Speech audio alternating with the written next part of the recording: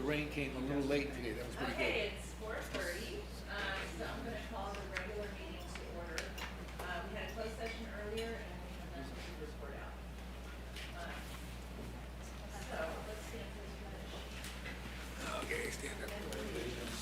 Of the United States of America, and to the republic for which it stands, one nation, under God, indivisible, with liberty and justice for all.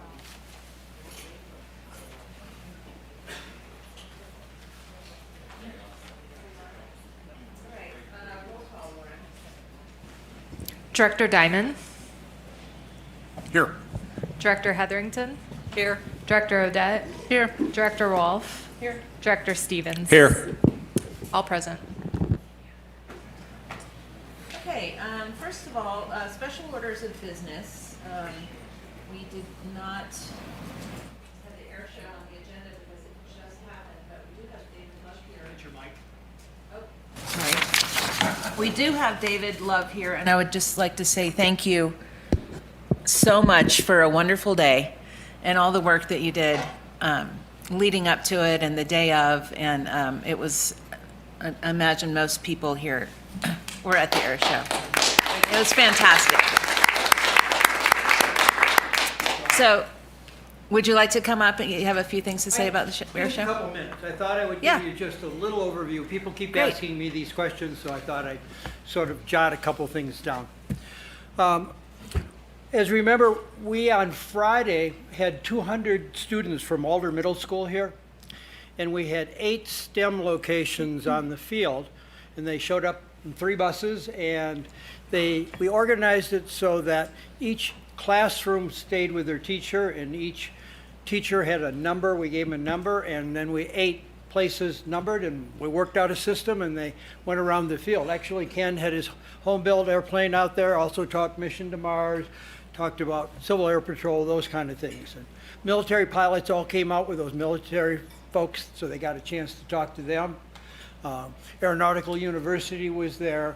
So, and then what we did is we lined them up in classes in front of the tent over at the VIP tent, and our announcer came down out of the stand, and he taught about an hour and 15-minute class on aviation and flying and how airplanes work, and a little bit about the history of World War II, since we had that B-25 and Japanese Zero as a part of our air show. He was new to us, and what a find. We got him through our air boss, and he turned out to be super. One of the greatest comments we got. He actually just sent me an email. I want to read you his email for just a second. The principal was there, the teachers. We've already gotten emails from parents. Thank you very much. Sad to say this was so serendipitous. If you wouldn't have had so many snow days, they wouldn't have still been in school. We had a different date this year, so it was like to pull this together without school and buses. I'm not sure we can do it again, but I'm glad we did it this year. It was just exciting and fun. I really liked it a lot. Our attendance is sort of based on a couple of metrics. We parked more cars this year than last year. We put 286 bicycles in the bicycle thing, and they filled it up. I saw a chart just going round and round and round.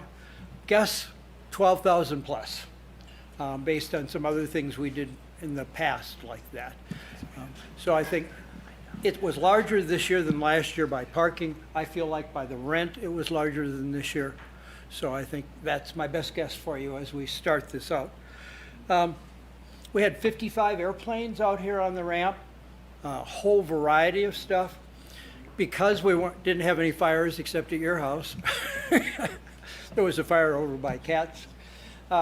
We had huge CAL FIRE presentation. If you looked out here all the way up to some pretty big airplanes and important airplanes. Normally they're working, and they actually didn't have to take off during the show to go to work, which was nice.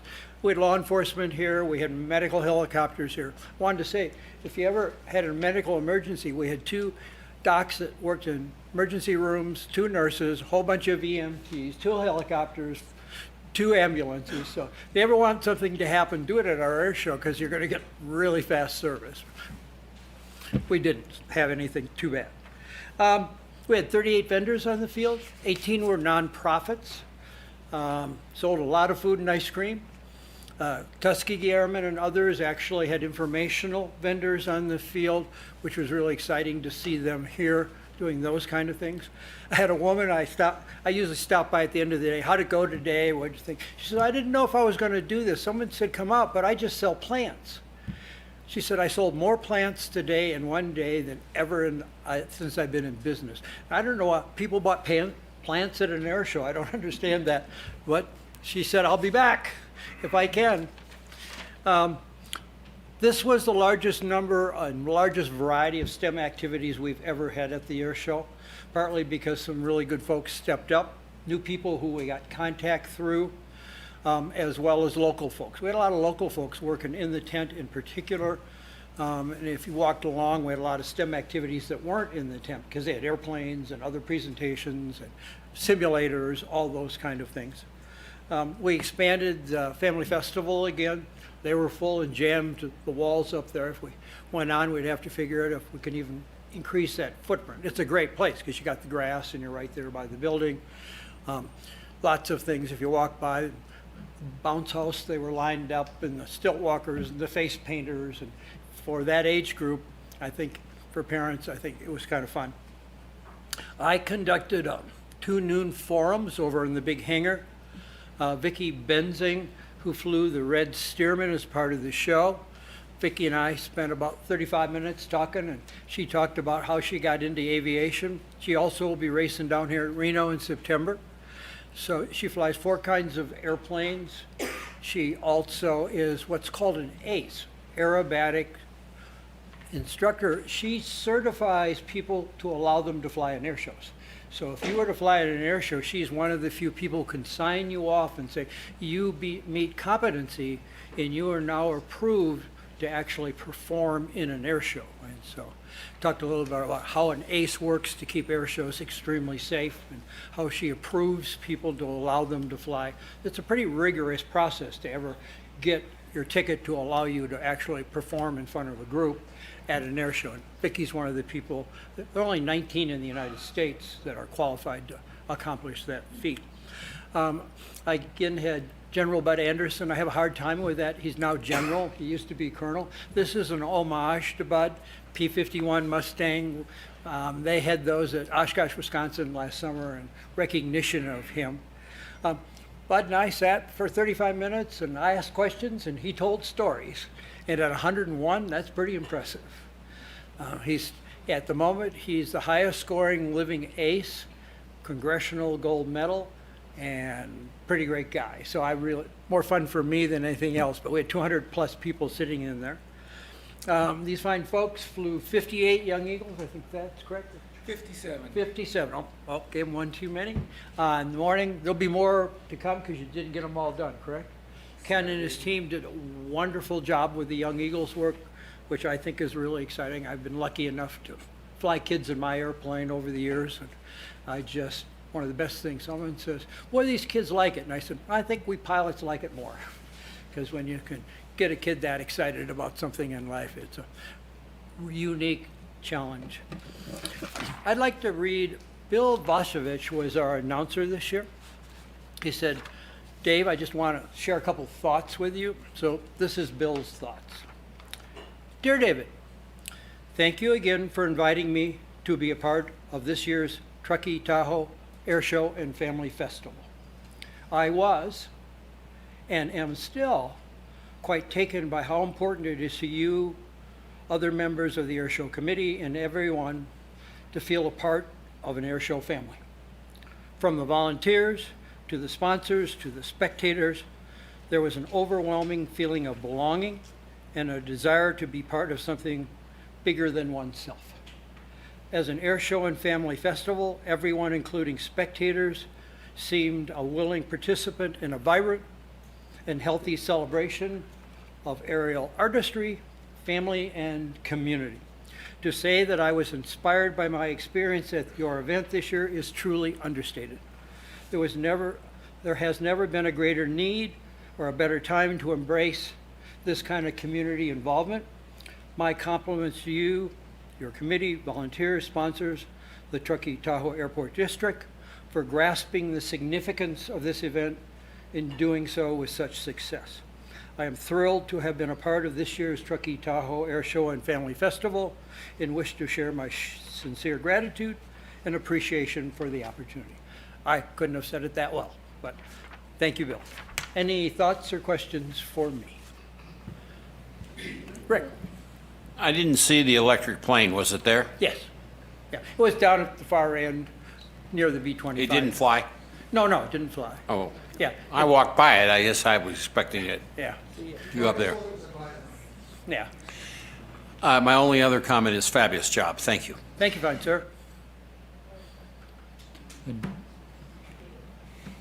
That was the first time that I went to one of your air shows, and I was so impressed with the quality of the production aspect of it. I just thought it was professional, and it felt like everything was under control and well done. I was super, super happy about that. And it is such a good event that I, again, have to say we are leaving opportunity on the table by not focusing on big corporate sponsorship for that. We could recoup a lot of the costs by doing that because you do such a good job of it. So I hope in the future we do think of that. But kudos to you for leading the air show committee and to the entire committee and everybody, all the volunteers. Great job. Thank you, fine sir. Any other questions? Kat? I just want to reiterate what a great day it was. My husband came in the morning and then he ran home and got a chair and watched the whole show again in the afternoon. And I love the announcer. I thought he was really, Margaret, I think, told me that you'd sort of stepped up or maybe paid for the announcer this year, and it was so much easier to hear everything that they were saying. It was just a really professional job. Yeah, So two things happened. We took a little extra money and bought a really high-end professional sound system of people that were highly recommended. The other person we'd used actually had disappeared, actually. And our really great announcer for years, Steve Strafakakis, died 2 years ago. So someone subbed last year, which we really appreciated. It was a last-minute sub. But this guy's a professional and came with super high recommendations, and recommendations were too low. He was really good. yeah. Anything else for anybody? And I just wanted to say, I enjoyed it. I walked the ramp, and then I sat up next to Unicom, which, to let the public know, that's a great place to watch because you're up higher looking at everything. And I enjoyed it, and I also was looking forward to seeing the electric plane. So, that's would be something in the future. But I enjoyed it, so thank you. Good, thank you. Anyone else? Thank you Nice all. job. Thank you for your time. We'll sure be talking in more depth Yeah. at a later time. Yeah, Thank you. so just, I guess next month we'll have a staff report and have a little bit more data and enjoy your couple months of vacation. I guess you're going away, huh? Yeah, go see my family in Wisconsin and go to the big air show Oh, in yeah. Oshkosh, Wisconsin. So it's my treat. So Awesome. I don't have to do any work at all. Thank you all. Thank you, David. Is there any public comment? 3-minute public comment now? President It's- Rolfe, we gave Mr. Love some additional time for public comment, so we'll want to show the same courtesy to other speakers. Oh, I didn't realize that was considered public comment. It wasn't on the agenda, so would recommend we consider Okay. public comment. All right, so we'll give you a little bit of time, Ken. No, just 1 minute. Okay, and then Mike, you can go after that. My name is Ken Aronson. I'm the commander for the Truckee Civil Air Patrol. I'm also the coordinator for the Experimental Aircraft Association Young Eagles program. And I'm also known as Commander Ken for the Mission to Mars Space Camp. I just wanted to thank you for letting us have an air show this year, Air Show Family Festival. It was a busy time. This Thursday we were setting up and did see some of the aerial acts. Friday, we got to meet with a whole bunch of kids. That was really cool, the STEM kids. I got to show my personal airplane, plus another rehearsal, seeing what airplanes can do. Little side note, I built an RV-9. 2 of those guys flying, whereas an RV-7 and an 8.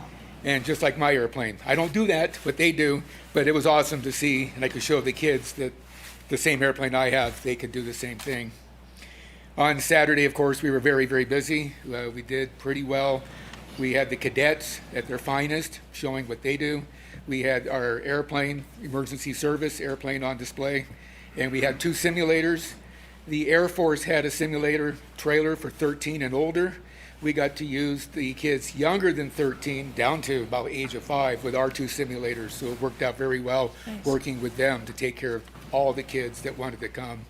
We must have met thousands of people in our aerospace education, one of our missions of Civil Air Patrol in our hangar. And then on Sunday we did fly 55, 57 kids. I was told that almost 50 for the first time, never been on a small airplane. They're all going to come back, so we got to find more pilots. But it's great. We talk more about the Young Eagles program to encourage kids to be interested in STEM, the sciences, technology, than just flying an airplane. There's a whole lot more into that whole program. So we had a whole 4 days of excellence at your fine airport, not just a one-day air show. I would stay for your meeting, but I got 12 kids on Mars right now. We're doing mission to Mars this week. It's going to be cold tomorrow, 65 below zero. Got to get over and get it set up. They're building a house tomorrow. Thank you, Ken. Please leave. If you're here tomorrow or Friday, by all means, we meet here at 9, and then we march them down. Civil Air Patrol cadets work with us. It's a great way to work with the young and the old. And we use the Experimental Aircraft Association facility for the day camp. We finish at 3. Oh, great. And we'll be flying kids on Saturday, too. Thank you. Awesome. Thank you. Yeah, thank you. Mike Mayo, is this correct? I just wanted to lift up possibly an observation, you might call it, that if one were to evaluate the communities, the airport communities, by head count, the air show attendees would outnumber everybody else by 2 or 3 orders of magnitude. Order of magnitude is times 10. So yeah, that's a big community. And that's what I wanted to say. Thank you. Oh, and by the way, I had a lot of fun with my simulator, the glider simulator, the kids in the STEM tent. They loved it. It was great. Awesome. Thank you, Mike. Is there any other public comment? Oh. So this is public comment about the air show, about the special orders of business, right? It's just public comment. I'm sorry. I thought Not on the agenda. Oh, okay. So we can do public comment, yeah. Cool. That actually works out well. Half of my comment is about the air show. So my name is Tal Fletcher. I live in Truckee. And more than a comment, I just want to say thank you for 2 different events. About a month ago, I was fortunate to be Teresa's +1 at a really cool event that was related to the airport. We went to the North Tahoe Community Foundation, North Tahoe Community Awards dinner. Really, really cool event. And what struck me is that, I was there with a bunch of airport folks, got to hang out with Jeff and Kat and Teresa. DVQ got a huge round of applause. That was awesome. It was over in Olympic Valley. And I think a lot of times we think of this place that we're in right now as the Truckee Airport. It's the Truckee Tahoe Airport, and that, being able to kind of, not that I was a representative, but to be part of a group of representatives of the airport district at an event that was more focused on North Tahoe was really special and a really good feeling. And I just want to say thanks for including me in that. And then the other thank you that's related to the air show is thank you guys, everyone that in this room and a lot of people that aren't. You guys put on a really great event. One of our favorite events of the year. We had friends travel from out of town to join us there, and I can't even begin to tell all the stories from that day, but it was a great event. So thank you for putting that on and making it successful. Awesome. Cool. Thank you. All right. Anybody else or anybody on the Zoom call? Do we have any hands raised? Yes. Oh, there's Tom. Okay. Hi. Thank you, Madam President. I missed the air show, but it just had be. Regarding tab 18, the agenda item about hangar rent vis-a-vis the flight quiet program, etc. Tom, do you want to wait until we get to that agenda item? This is for public comment for things that are not on the agenda. This is public comment. This does not have, this does not, I'm not talking about the guts of tab 18. Oh, okay. But what it does, it involves 3 separate actions and should have more than just 3 minutes of public comment Yeah, for each President Rolfe, person this making is public comments comment on on all item 3 topics. 18. I I recommend have a public the comment. commenter defer that until that item tab comes up. 18. Tom, we're getting advice from our attorney that this needs to be when we get to tab 18.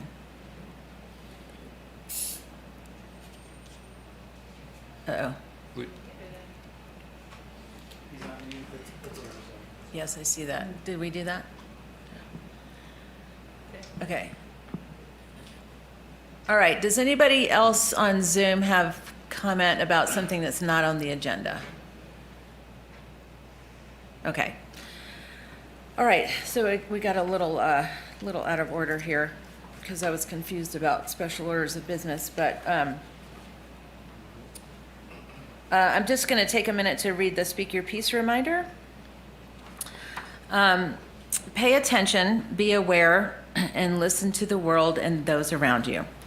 Listen, focus on others in order to understand their points of view. Be inclusive. Work with groups of people for the greater good of the community. Don't gossip and don't accept when others choose to do so. Show respect. Honor other people and their opinions, especially in the midst of a disagreement.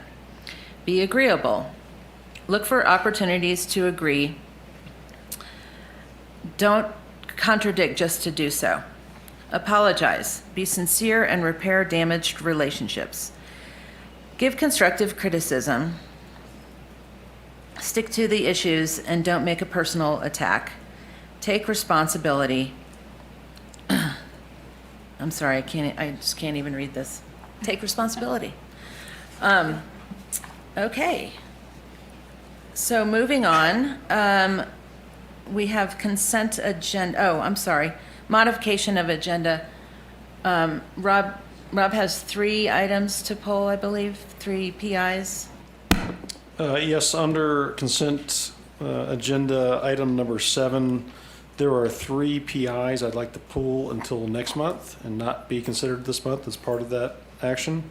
That's policy instruction 504, 511, and 515.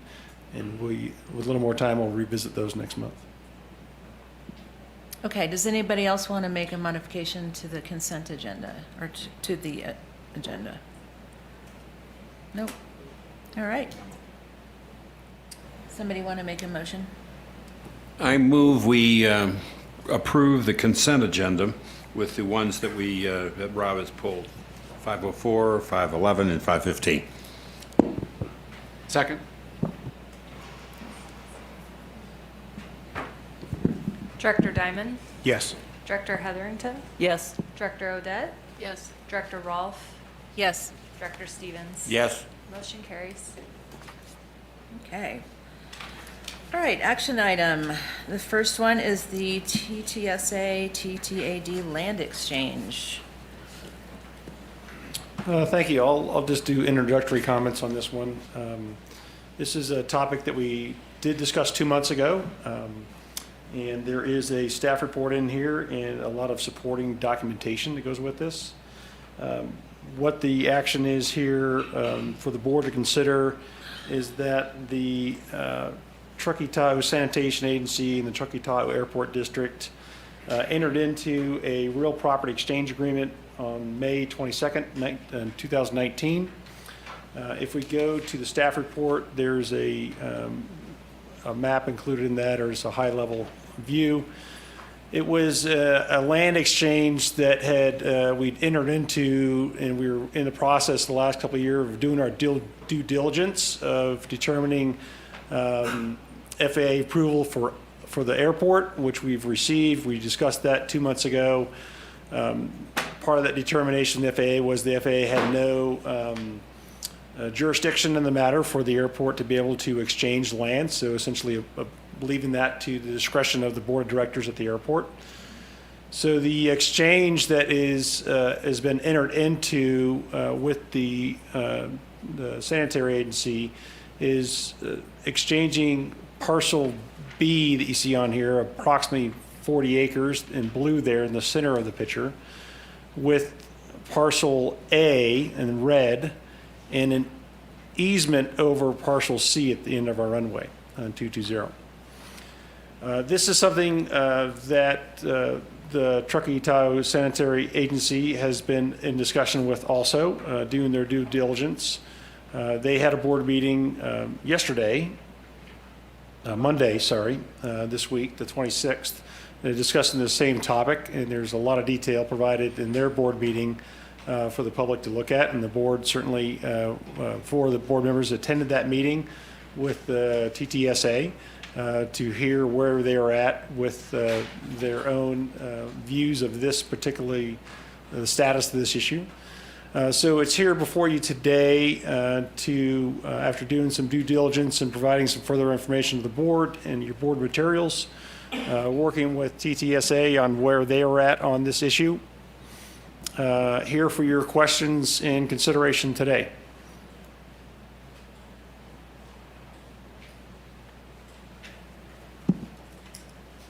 All right, I'm going.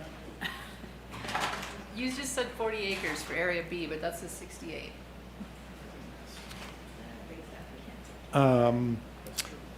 Yes, approximately. I think it's correct on the map there. I think we've often referred to it as 40 acres, and I think the correct depiction here is accurate. And I know the answer to this, but I want to bring it out. Area A, is that steep down? It's a combination of flat and mostly steep down treed area that's in our essentially a runway safety area.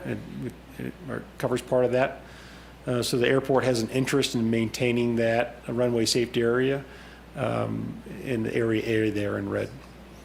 And C with an easement, what is the easement for?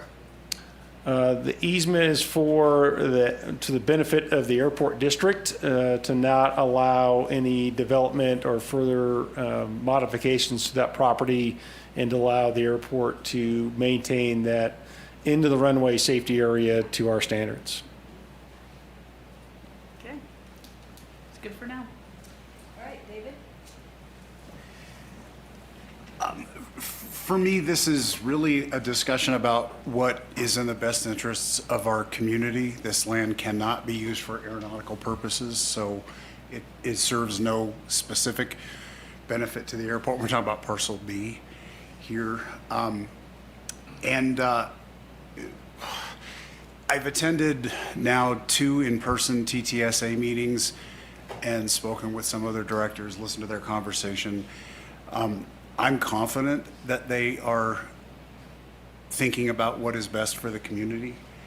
I know that there are no guarantees there, but in the spirit of agency cooperation, which we talk about a lot, about agencies working together to solve problems bigger than any one of us can solve individually, I think this is an opportunity to extend trust to TTSA that they will move forward with their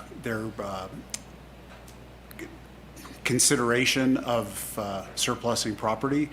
I did hear in their presentation on Monday from their attorney, the 40 acres from the airport. I think it's actually technically in the document a little less than 40 acres. It's 68 acres in the document. That's correct on the map. It is. It said 39.5. It says approximately 68 acres, Area B.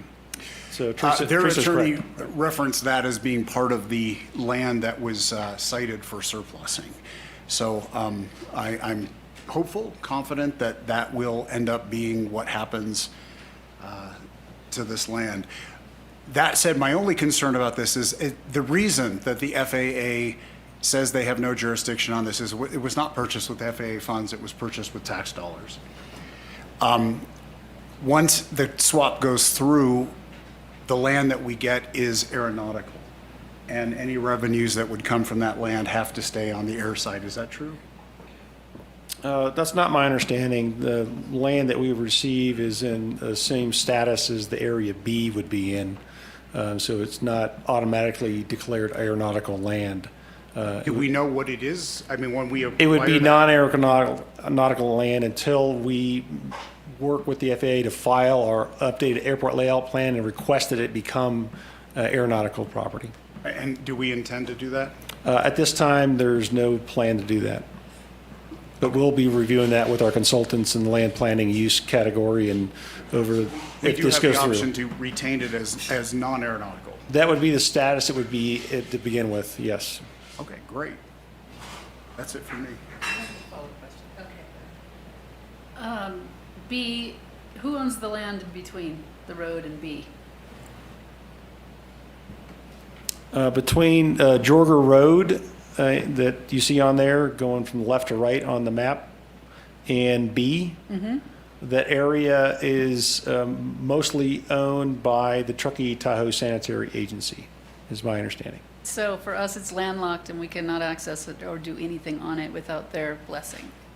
Yes, we would need an easement in order to access that property from, it's a different elevation, doesn't show on this map. The area B is much lower than the runway is, but it's on the same level the road is down there.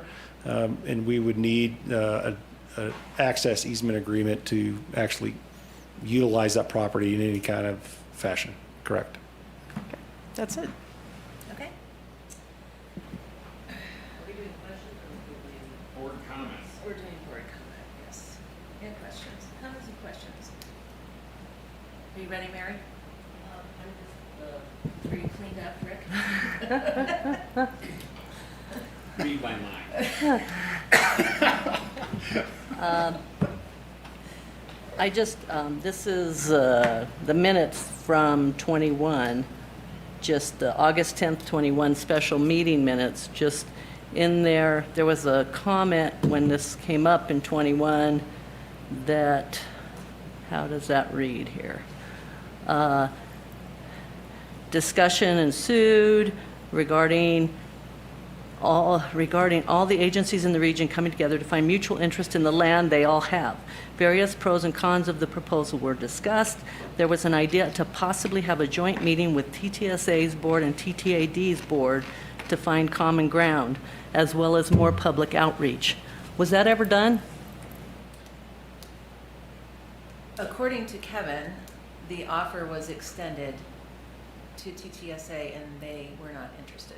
Okay. Was the public outreach done to talk to people about? I don't believe so. Okay, I was just a follow-up to that. So that's my question. In terms of my comments, as many of you know, I'm not a very good extemporaneous speaker, so I've written my comments down. And so it's a little long, but it clarifies where I'm thinking. And I absolutely believe that this 40-acre parcel with 68, but some of that is hillside, that 40-acre parcel should become a receiver site to move industrial and commercial entities off of the Truckee River. Acreage freed up along West River could provide sites for affordable housing, something that our entire region absolutely desperately needs. Any region that has rehabilitated its river corridor has also seen huge economic vibrancy. The airport's 40-acre parcel was appraised in 2021 at $3.1 million, and this property was purchased with public dollars. The highest and best use of this property is to facilitate that receiver site for industrial and commercial property. I attended the sanitation agency's meeting last Monday, the 26th, and there seems to be intention by some of the board members to work to possibly sell some land to the town or a developer to be used for moving that industry off the river. However, the word possibly stands out in my mind. Many of my board members are business people, and I ask you, how often have you made a business deal based on hope and good intentions? Possibly selling this parcel for use as a receiver site is not sufficient in my mind. I do understand why this decision, I do not understand why this decision must be done today. I would ask that we delay this vote until it is clear that the sanitation agency will agree to sell these 40 acres or more so that industrial and commercial enterprises can be relocated from the Truckee River. Let the process be public and transparent. This was something that was spoken to address in 2021. Many citizens in our region have no idea of this land and its potential value as a receiver site. Moonshine Inc. is going to run an article addressing this topic in its July edition, which is less than a month away. Perhaps then more of the public will know of the importance of this potential deal and its implication for our region. As part of the Truckee General Plan, a river advisory group is being formed that includes folks from the businesses currently on the river, the town, the downtown merchants, the general managers from the PUD, the sanitation agency, the fire department, as well as others. But they haven't even met yet. Let their efforts, as well as the sanitation agency's change in its sewage treatment process, come to fruition.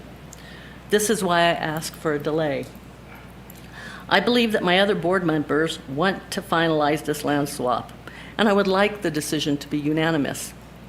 I would support providing this land to the sanitation agency if an ironclad legal agreement, a certainty clause, can be inserted into the trade such that the land will be made available as a receiver site for commercial and industrial users from the Truckee River, and that there will be a guaranteed easement access from Jorger Road. If my other board members do not agree to a delay or to the inclusion of this guarantee, then I am faced with saying no to this land swap. I believe this is an opportunity that could be lost forever if we don't structure the deal to assure that a receiver site is created. In my professional role as a bond engineer, I cannot and would not accept that good intentions will pay back bondholders. It just won't. It's not good enough. The devil is always in the details. I absolutely believe that the entire region will benefit from moving commercial and industrial entities off of the Truckee River. I campaigned on that view, and I have always tried to work towards serving the greater good in all of our communities, and I will continue to do so. We owe the taxpayers and the public the certainty that this 40-acre parcel will be made available as a receiver site so that entities on the river corridor have a site to move to, and the acreage along West River Street becomes available for our very much needed affordable housing. Those were my comments. Thanks, Mary. Well done.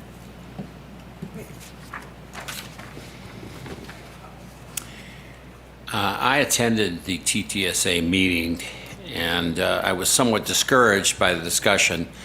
There's a long process to go with TTSA. At least one of their board members, who's probably the hardest case, wants a impact study because he says, and rightly so, that a sewer plant is not a good neighbor. And if we wanted to get an absolute guarantee from the sanitation district that something's going to happen on the south side of Jorger Road, we're talking a long time. I've heard from people that the directors are changing. Yeah, one's changed, and I think another director is willing to talk about it under certain conditions, the impact study, fair market value, et cetera. There's a lot of work to be done with the sewer district. The River Revitalization Committee, which has not met and isn't fully instituted, they've got a long way to go. I was chatting with a town council member and said, well, how do you get people off the river even if you have a place to go to them? He says, you've got to get somebody in here to pay them to move. There's a lot more to be done with that. If the TTSA was in the mode of wanting to cooperate in this process, at least on the west side of this, that's a possibility, but we're talking a long time from now. We did this deal with TTSA 4 years ago. Now, granted, it was we've had hiccups along the way, and we finally, with a lot of work, got the FAA to approve doing this. They wouldn't respond, and then they responded negatively, and then finally said, okay, since we didn't pay for it, you can do what you want. So we can do what we want. My question is this land exchange good for the airport? And we are an airport here. If TTSA is willing to work with the town on converting that land, I don't think, Mary, they would agree in any way, shape, or form if it's going to be housing. No, Because I don't want housing. I thought you said that. No. This would open up housing possibility Elsewhere. along, right. Oh, I misunderstood you. Yes. I heard the housing. And No, this is not a good location for housing. I agree with you, Mary.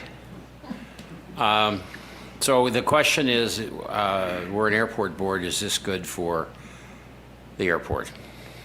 And that's the crux of this discussion.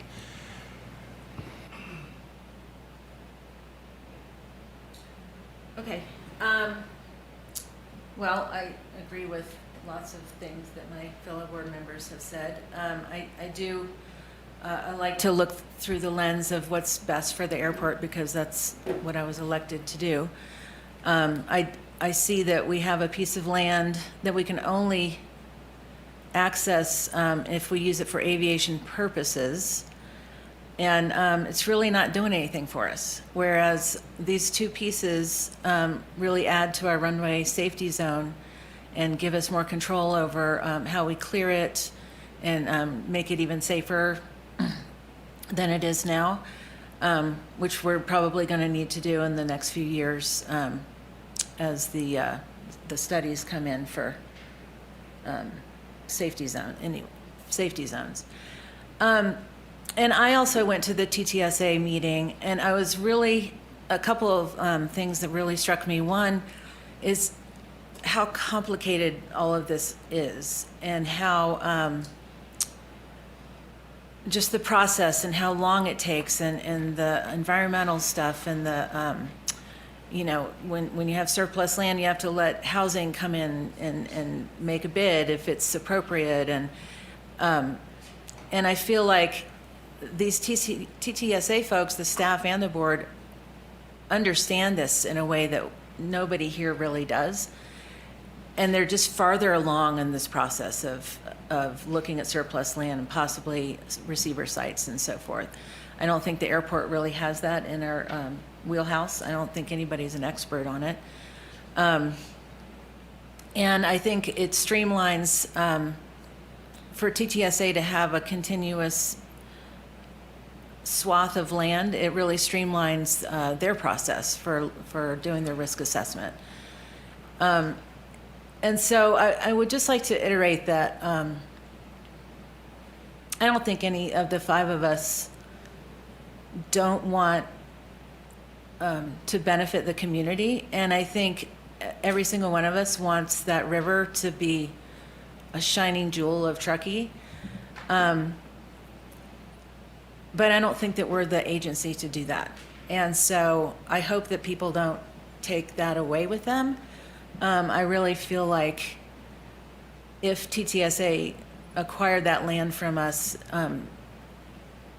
the whole process would be easier. So that's how I feel about it. Any other comments from the board? Oh, David? Just to add, because I think this puts us into perspective, the difference between where we are now and where we were the last time we talked about it, is that TTSA has switched their processing from the gaseous chlorine to bleach, which is significantly safer. It does, in concept, reduce the need for a safety buffer zone around there. And I think this is where that conversation on their board stems from. So there has been a process on their part that justifies why the surplusing of land would actually make some sense for them at this point. They're in the process, but not completed of that. My understanding is that they are using the new process now and monitoring it for the next few months to make sure that it continues to perform as well as it's doing now before they say it's done. But we've got the president of TTSA here, so maybe he could. So we do have the president and the general manager for TTSA here. Yes. I didn't see Mr. Doe. Okay, is there any public comment? Dan? Do you have something to say? Oh, I was. He was saying Oh, you're just hi. waving? I saw you come in. All right, Sven has public comment.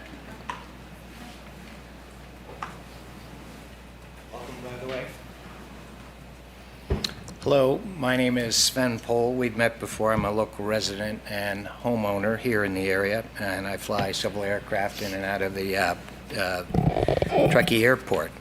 The board is debating whether or not to proceed with the land swap with the Truckee Sanitation Association. Let me see here. Exchanging the land parcels with TTSA clearly makes sense in my mind and is beneficial to the airport and should proceed.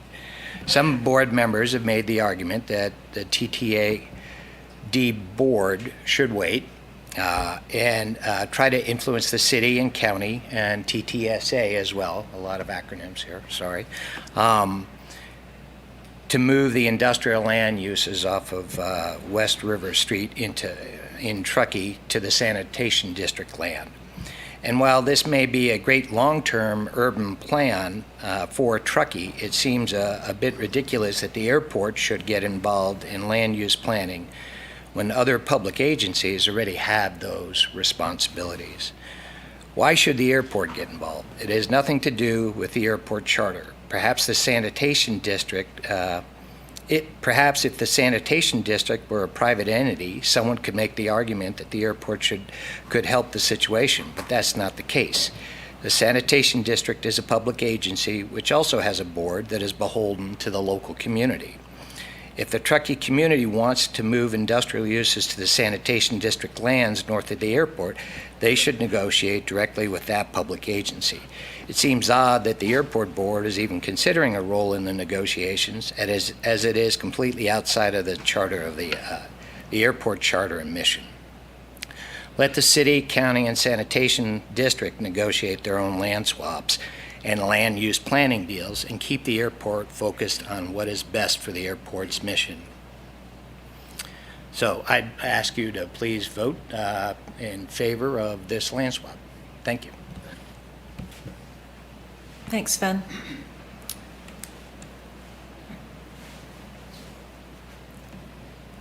Hi, Jan. My name is Jan Holen.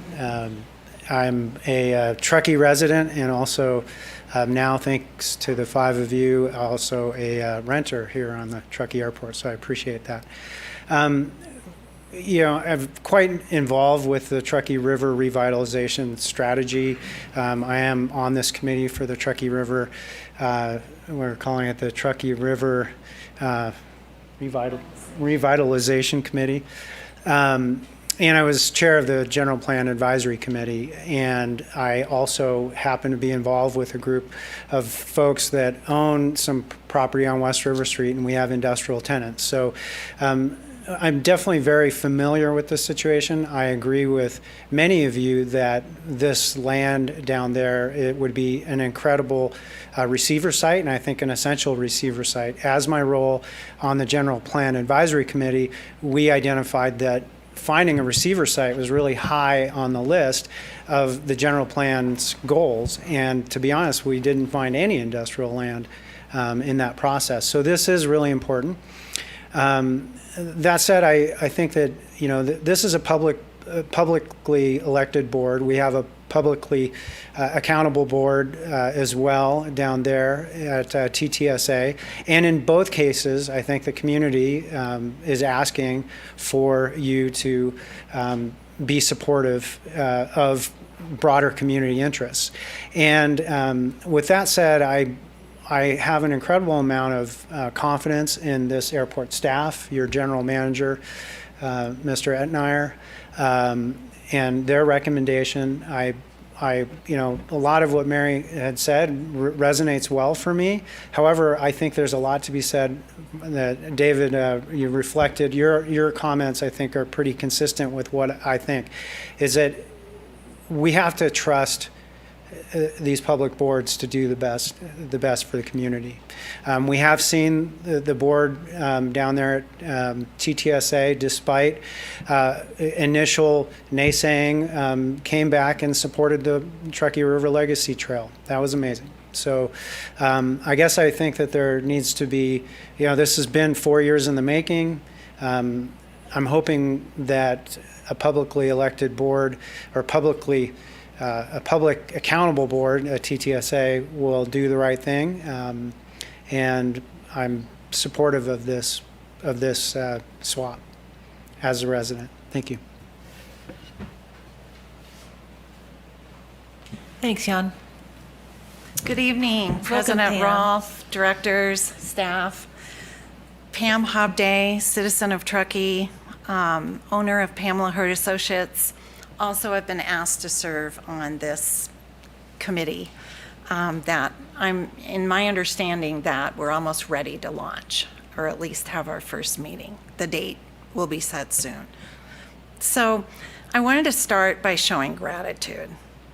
I want to thank you for the 4 of you who showed up at the TTSA meeting. I watched that Monday night, and as it scanned and I saw you all there with your general manager, doesn't happen often. It just doesn't. And you give so much time to your elected positions, and I don't think that's appreciated enough. And I mean that for all district or all of our elected officials.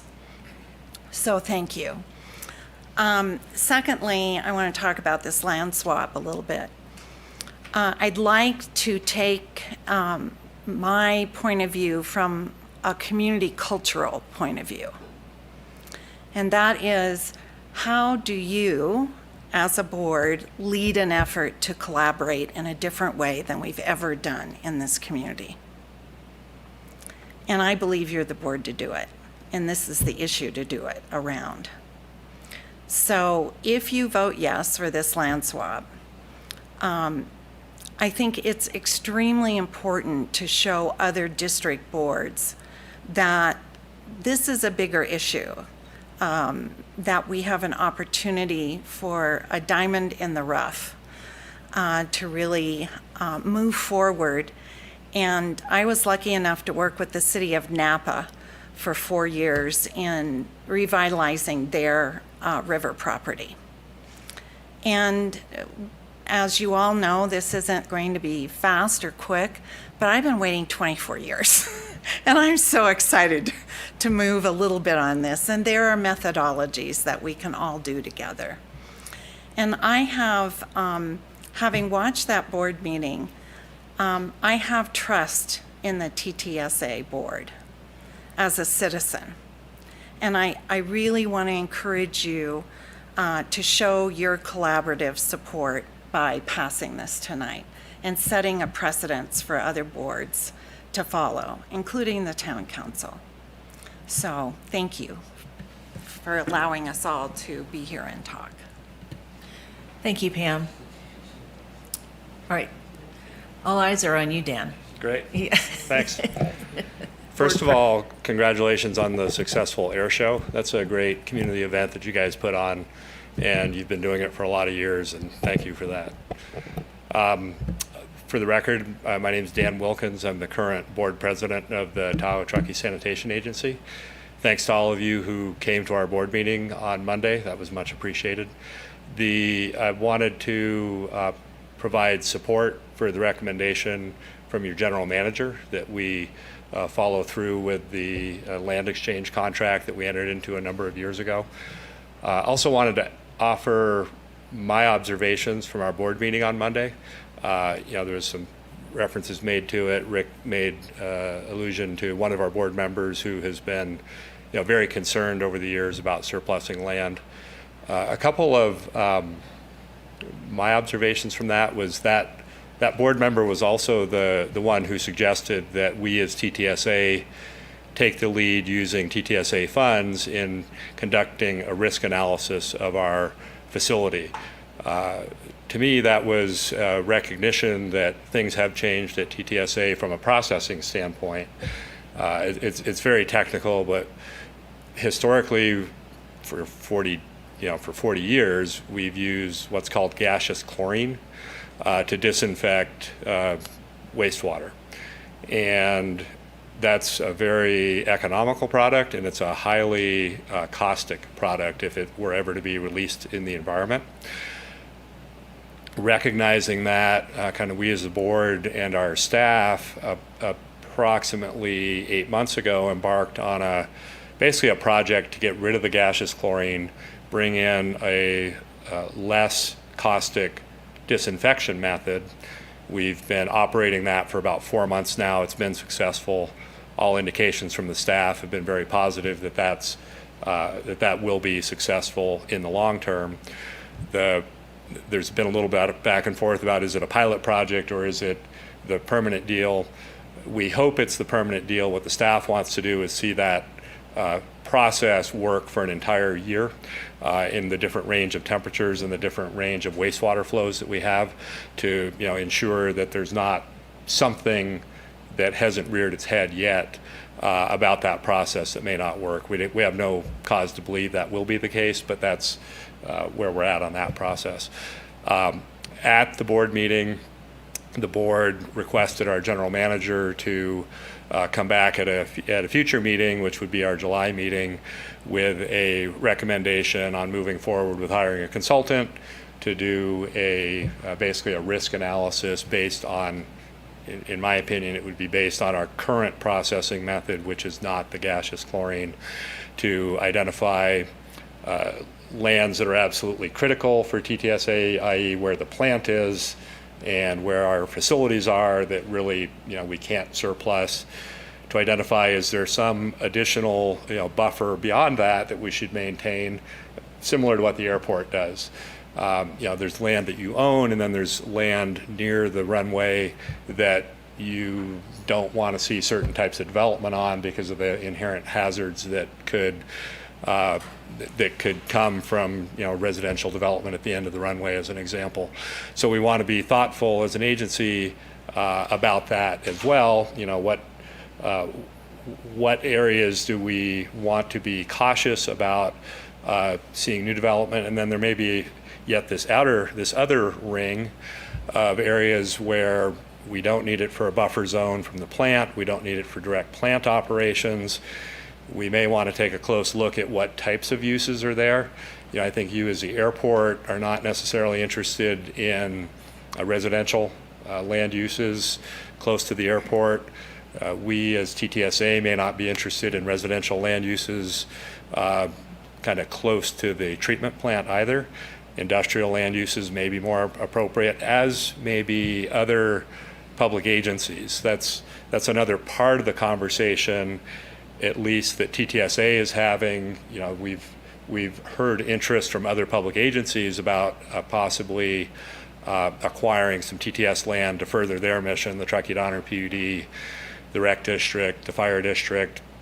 There may be others. So what I'm hoping occurs at TTSA is that we conduct this risk analysis of our holdings, figure out, in my opinion, areas that may be beyond, maybe far enough away from the plant that we don't need to have significant concern that they're going to interfere with plant operations or create safety risks to the public, and then have the conversation about what are the appropriate land uses on that land and how might we go about making those available for other uses. So that's kind of where my head's at as a board member.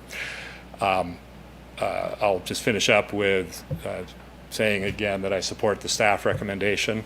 I think getting this issue finalized, it's one of our board members at the TTSA meeting alluded to the fact that the more kind of variables that are up in the air about who's got what land, who might have what land, it just tends to add complexity and difficulty to land planning going forward if you're not certain as to what land you have and what land you don't have. So I'll close with, again, my support for following through with the staff recommendation, and I'd be happy to answer any questions.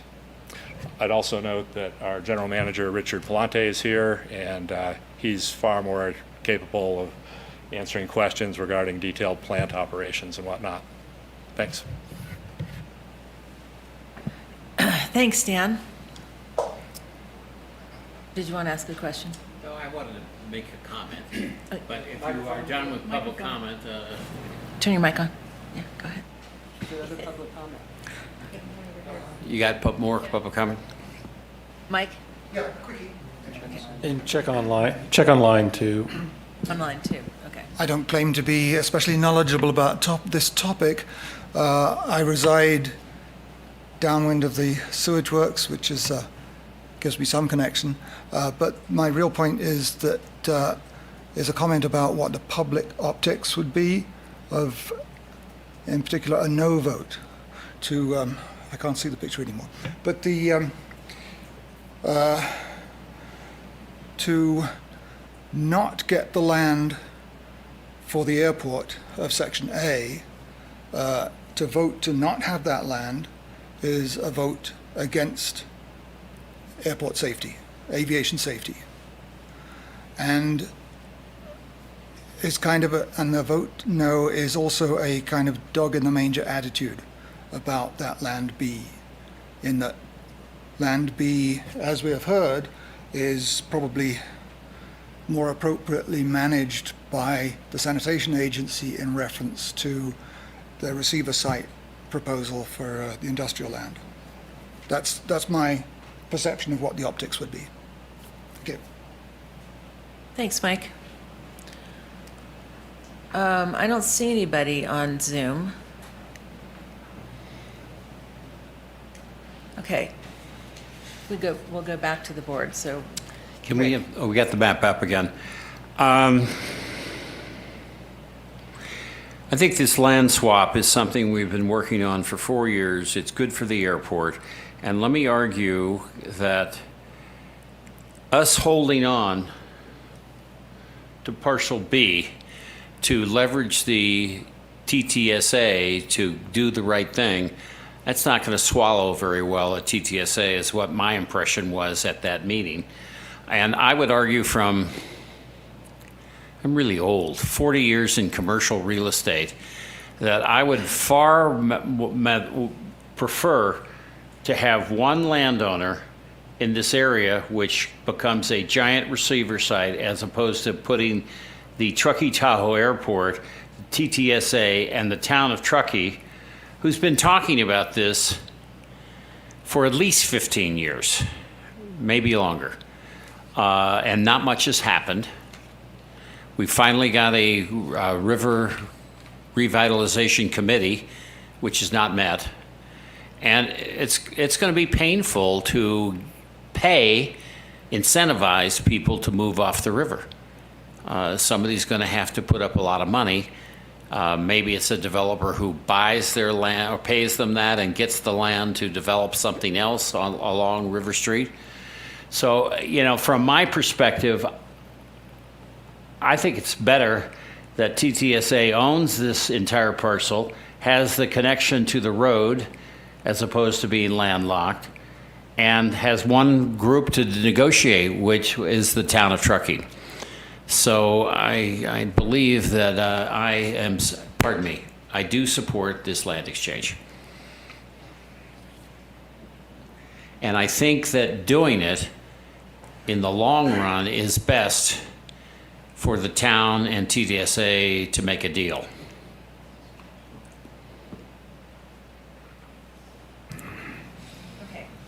We don't usually go back to the board discussion, but this is a really important discussion, so we'll keep going. Mary, you want to go next? So I just want to reiterate that the property is within the Nevada County constraints, and it is currently zoned as a business industrial park.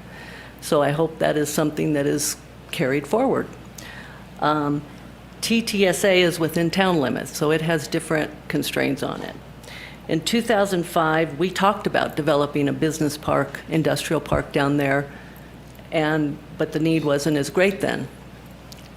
In terms of the person bringing up that this is a vote against aviation safety, I want to counter that directly. We have an agreement, I think we have an ongoing easement with TTSA to trim the trees in Area A as needed. There's a trapezoid that needs to be cleared, and we do that. We clear trees in Lahontan that are within runway protection zone. So we could continue to trim trees as needed to protect that trapezoid. So I don't want to ever be told that I don't care about aviation safety. I absolutely do care about it. The other thing is that parcel C is a cliff, and so in terms of the value of it is whether who owns it, there's nothing that's going to be developed off that. So I just wanted those other points about the current zoning and that this was looked at as a business park at one time, and I do believe in work for aviation safety and have for my entire time on this board. And 15 years, you say all these people have been talking about it, Rick, and that is not true. I've been here, I've been involved. This is only. Well, you're wrong, Mary. I've Okay. talked about it.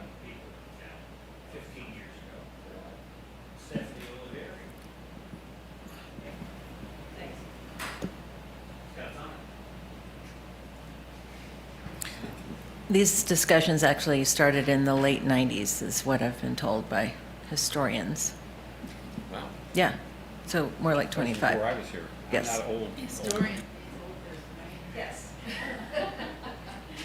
David, did you have something to add? I just wanted to summarize my point on it. Again, I think everybody here is looking for a solution to a land issue that we have regionally, which is that we don't have land for the housing that we need. We don't have land for the light industrial that we need. We need to move chess pieces around to make these things work. And as Mary pointed out, nobody's talking about putting housing back there, but as the Truckee Donner PUD has indicated, they would like to move their facility out there. That is a fantastic parcel for housing right along Donner Pass Road. There could be options at the lake for moving industrial that would open up some options over there. It's a big regional chunk of land that is a potential solution for a lot of problems and it's the first step that we need to move these chess pieces around to get these solutions that I think we're all collectively agreeing that we want. And it's just, to me, it's a leap of faith, and I'm willing to take that leap of faith based on what I've seen with TTSA.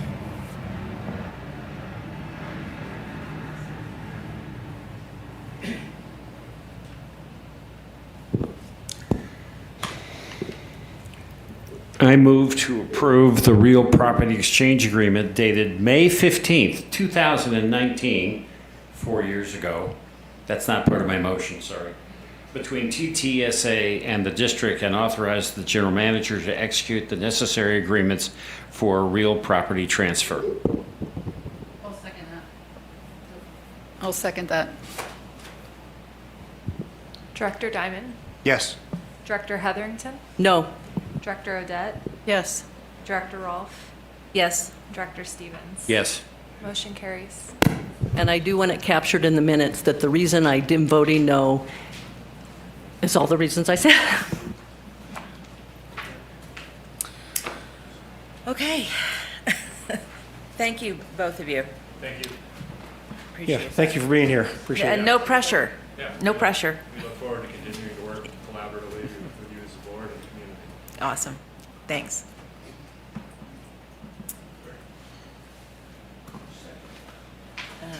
Should we take a break? Can we take we're going to take a 5-minute break.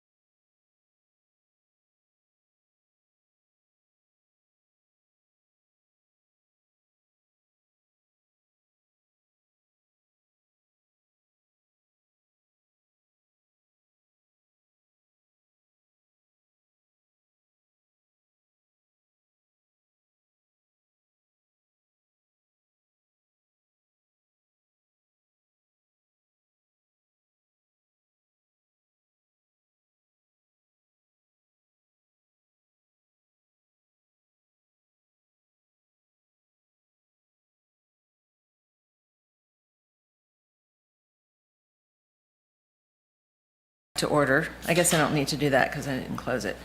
All right, the next item on the agenda is the Carbon Data and Sustainability Reporting Platform N0. Thank you, Kat.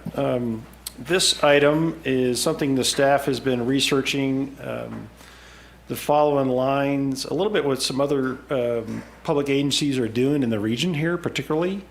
And today we're asking the board to authorize 3 years worth of funding to begin engaging a company to do carbon management and monitoring for the Truckee Tahoe Airport and make that data publicly available on a website.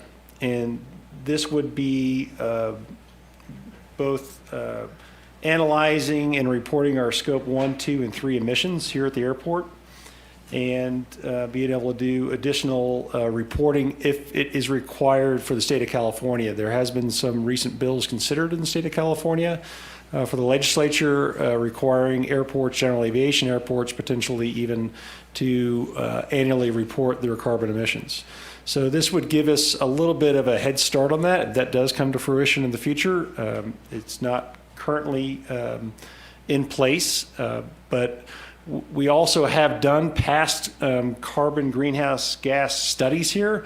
This is maybe taking it to the next level of doing active reporting and monitoring so we could begin to analyze and look at opportunities to more aggressively fine-tune energy or carbon inefficiencies that we see on a regular basis, on a month-to-month basis, based on active live reporting.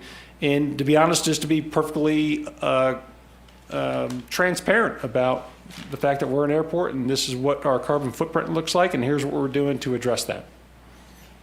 If there are any questions, happy to take those. Any questions or comments about this?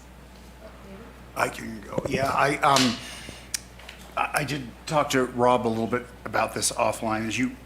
As I've said before in meetings, I'm not a big fan of systems that don't produce actionable data. But Rob did explain to me where this could take us in terms of understanding where we are, and that could lead to action that we do have control over as an airport. The question I have, and then this might have been the materials, and I'm not sure if I missed that. This does not account for emissions from aircraft. We would be tracking our fuel sales in the category, in the scope 3 emissions, or fuel sales to aircraft.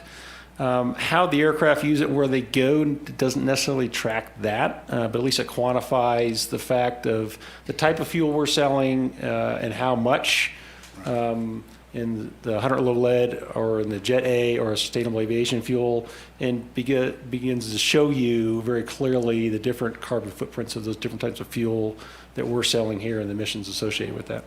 And would the dashboard, whatever it's called, that's on the website, would it estimate based on the number of operations we have and knowing the class of aircraft, would there be any kind of an estimation of the greenhouse gases emitted by the actual aircraft? I think that's a level that we could talk about with the consultant that provides the service to see how comfortable they are with providing that additional level of detail based on the information that we do have, which is pretty good about the types of aircraft and the standard, consumption or emission levels for that aircraft. That's industry known, publicly known. Yes, thank you. They are working with Atlantic Aviation actually right now on a variety of these type of things. So I think they've learned a lot and have a lot potentially to offer us in the way of more detailed analysis. And so we'd be able to get into that much more rigor over time here. Yeah. Thank you.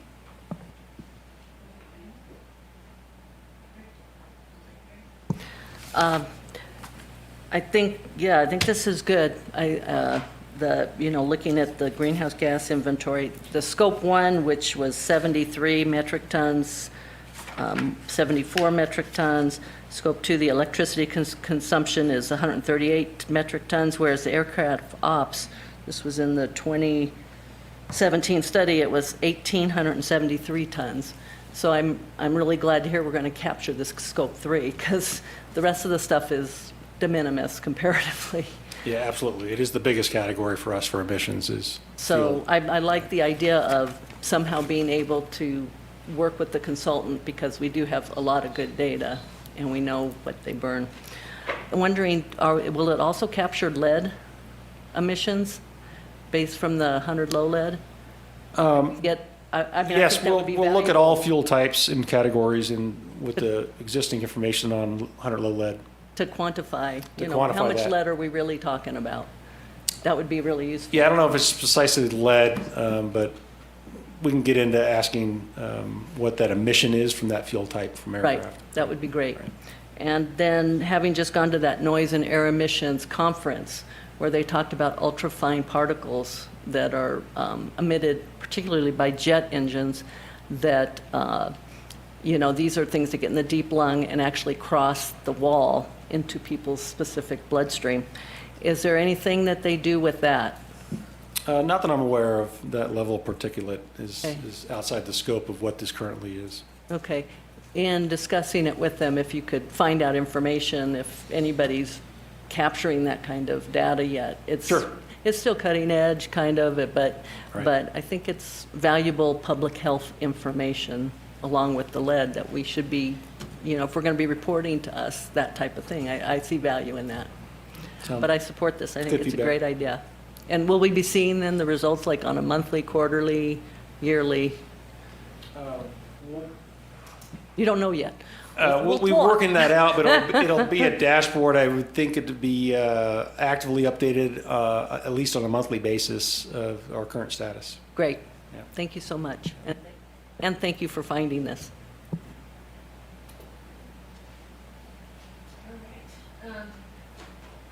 Is there any public comment?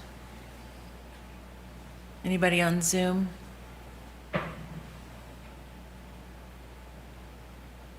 No. All right. Somebody want to make a motion? Yep.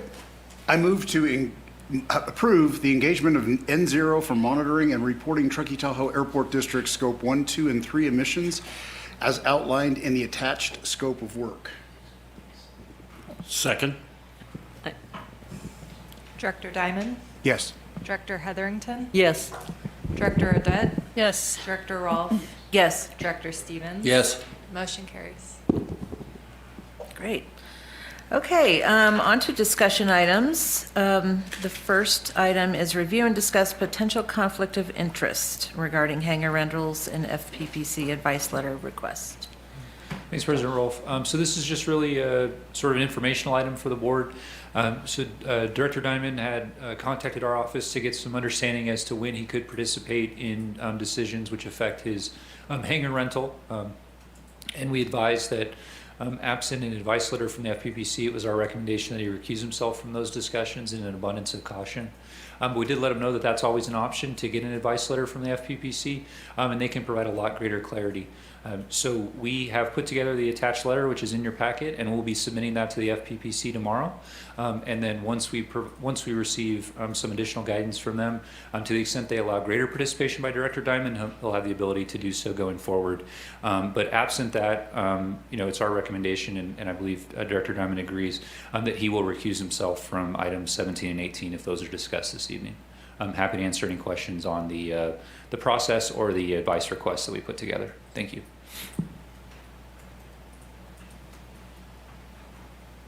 All right. Well, I'm curious, how long does the FPPC take to usually respond to something like this? It's an excellent question. So by statute, they are required to generally respond within 21 days, but that does not include requests which seek advice on the applicability of Government Code Section 1090. Unfortunately, in this case, because the hangar lease is a contract, Section 1090 applies, and there's no firm timeline for them to respond. Ballpark is generally 30 days or so. Is that 30 business days or 30 calendar days? Calendar days. Okay. And the other question I had is, the board used to be made up of all pilots and who had hangars based here. What happens in that circumstance? Or let's say that there were three hangar owners, or even an NCAP owner up here.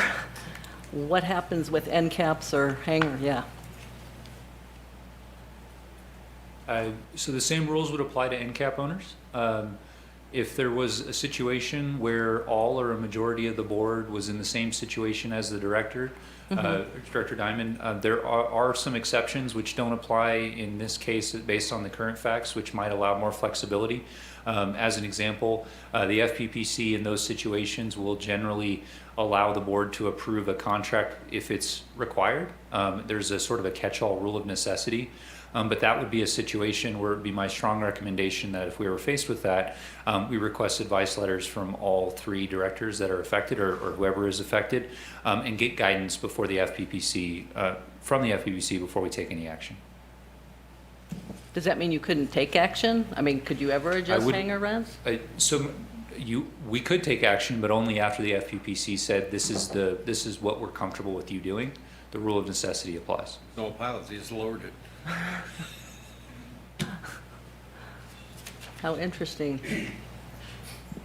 So does that mean we were doing it wrong before? Nope. This is really, I mean, not us, but previous boards that were primarily. So one of the things that has changed in this area is a greater focus on Government Code Section 1090, and historically only the Attorney General provided advice on it. And if we're giving the FPPC a hard time about 30 days, or I am, the Attorney General took 2 years. So practically it wasn't really a good way to get some guidance. So it was just a different situation, I think is the best way to say it. Anybody else?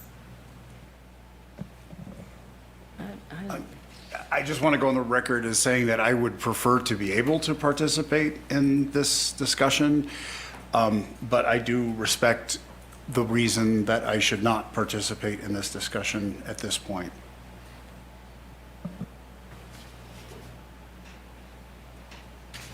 Okay. Is there public comment?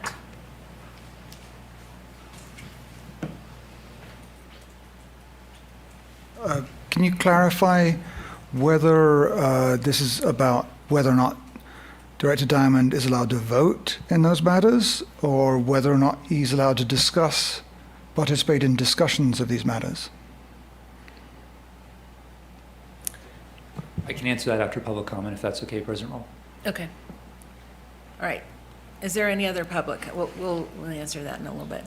Any other public comment?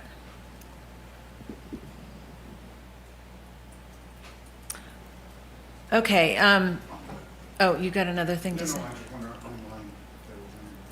I think Lauren's looking to see anybody. Okay. Go ahead. Yeah, and that's actually a really good question and a good reminder of the rules. So the rules are actually very specific on this. Directors who have a financial conflict of interest need to announce the conflict before the item's called, with the general sort of nature of the conflict. So in this case, it would be, I rent a hangar from the airport, and then they actually need to leave the room and not participate in the discussion or the vote.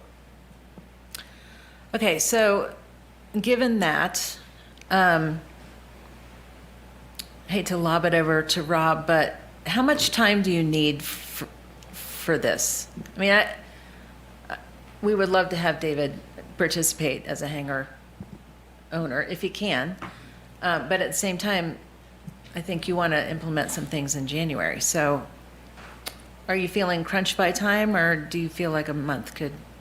Time is at your disposal. I got here in May 2022, and we've been talking about it till now.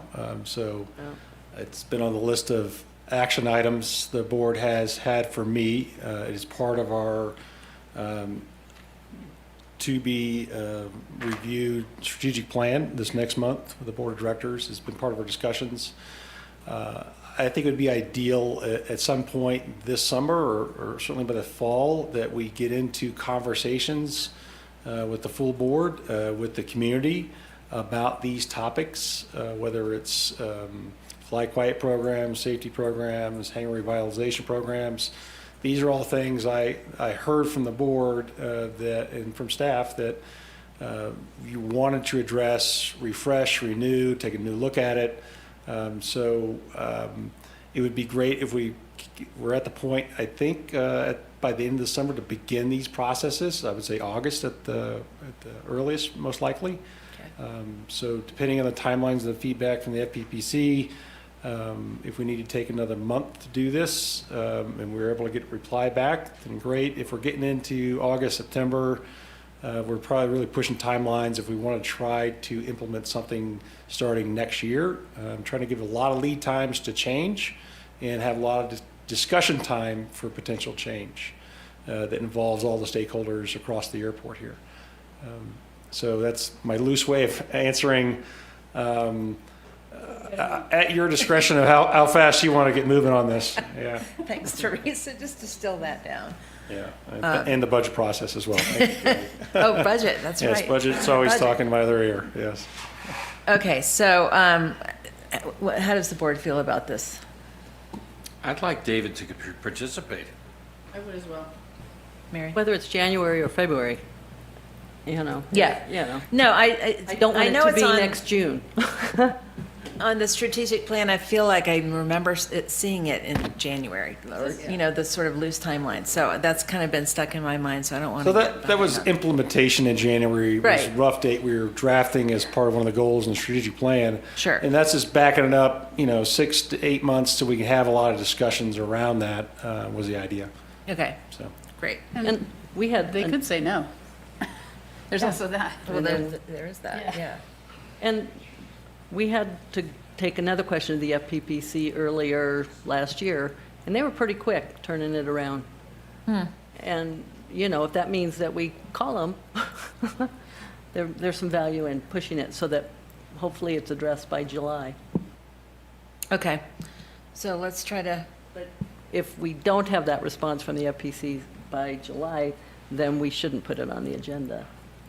And we could also flip the order of this a little bit. I mean, we kind of are front-loading the discussion with the board to get kind of, direction, intent of these programs. Yeah. Laying out the, kind of a large scope of things to be considered. We could, skip to working with the stakeholders and talking about that scope first, and then bring it back to the board in another month or two and, Sure. and not lose a lot of time. It's just, ideally, I'd like to get the intent and direction of the board up front before we begin large community discussions, was the idea. yeah. Okay, so it sounds like we would all like for David to participate if he's allowed to in July. Because these agenda items are not being discussed tonight, can we still take public comment on them? It's the board's call. You're not required to take public comment if we pull them off the agenda, but you certainly can in case anybody showed up to speak on those items. And I know we at least have one person who did. And Yeah. if they do, he has to go, right? That's right. Okay, so, yeah, why don't we just wait until we have discussion next month? Yeah, the I public think- comment will be there next time, too. Yeah, yes. You're probably right. So you're discussing pulling items 17 and 18 from tonight's agenda and Yes. moving those again to July, assuming that it meets Assuming we with get feedback, right? Right, Okay. green light, okay. All right then, on to number 19, noise monitoring systems. And I that believe Jeff? we have our Director of Aviation online, tuning up here. Thank you, Jeff. Good evening, Broad Board. Can you hear me okay? Yep. Good. Great. All right. This is an update from the noise conference that Director Hetherington and I attended in April, May. And this was a discussion item last month, and it's about the noise operation monitoring system, the NOMS. So the recommended action is to proceed with timing and budgeting to do this in 2024. A couple things. The big item that's changed is now that we have the FAA grant and we're beginning construction, ideally on the 24th of July of this year, all noise, or I should say, all aircraft operations will be on 1129. So if we were to do a noise capture of whether it's ambient or the noise signature of KTRK, it would not be a complete capture, and we wouldn't see what 0220 is offering. So what this board report is proposing is that let's do this. Let's plan and budget in 24 when we have both runways operating.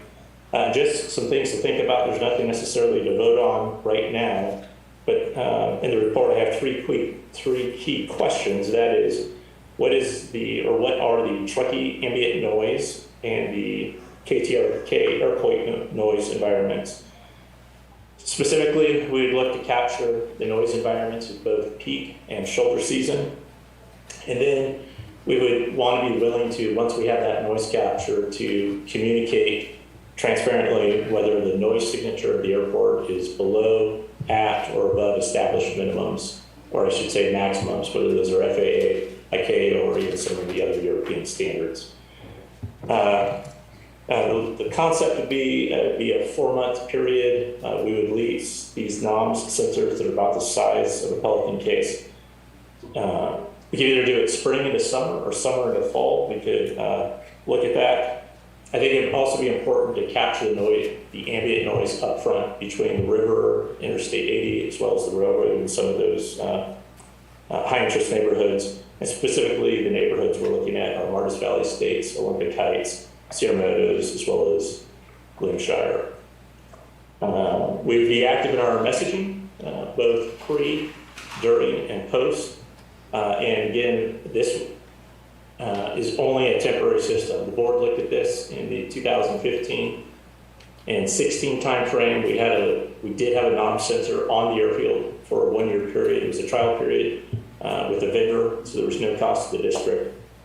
And we did establish at the time that the 65 CNL line was on the airfield by having that sensor here.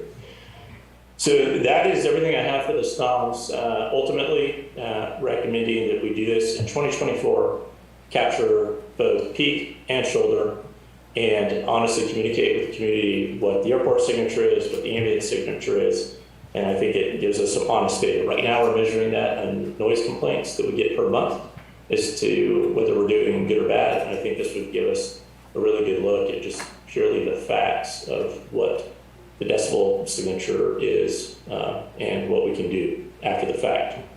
Standing by any questions. All right. Question?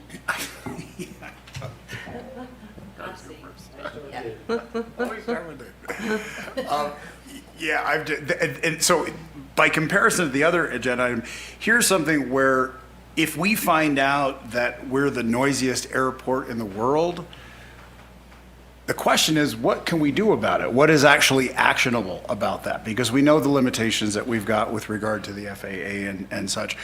And we did talk a little bit about this.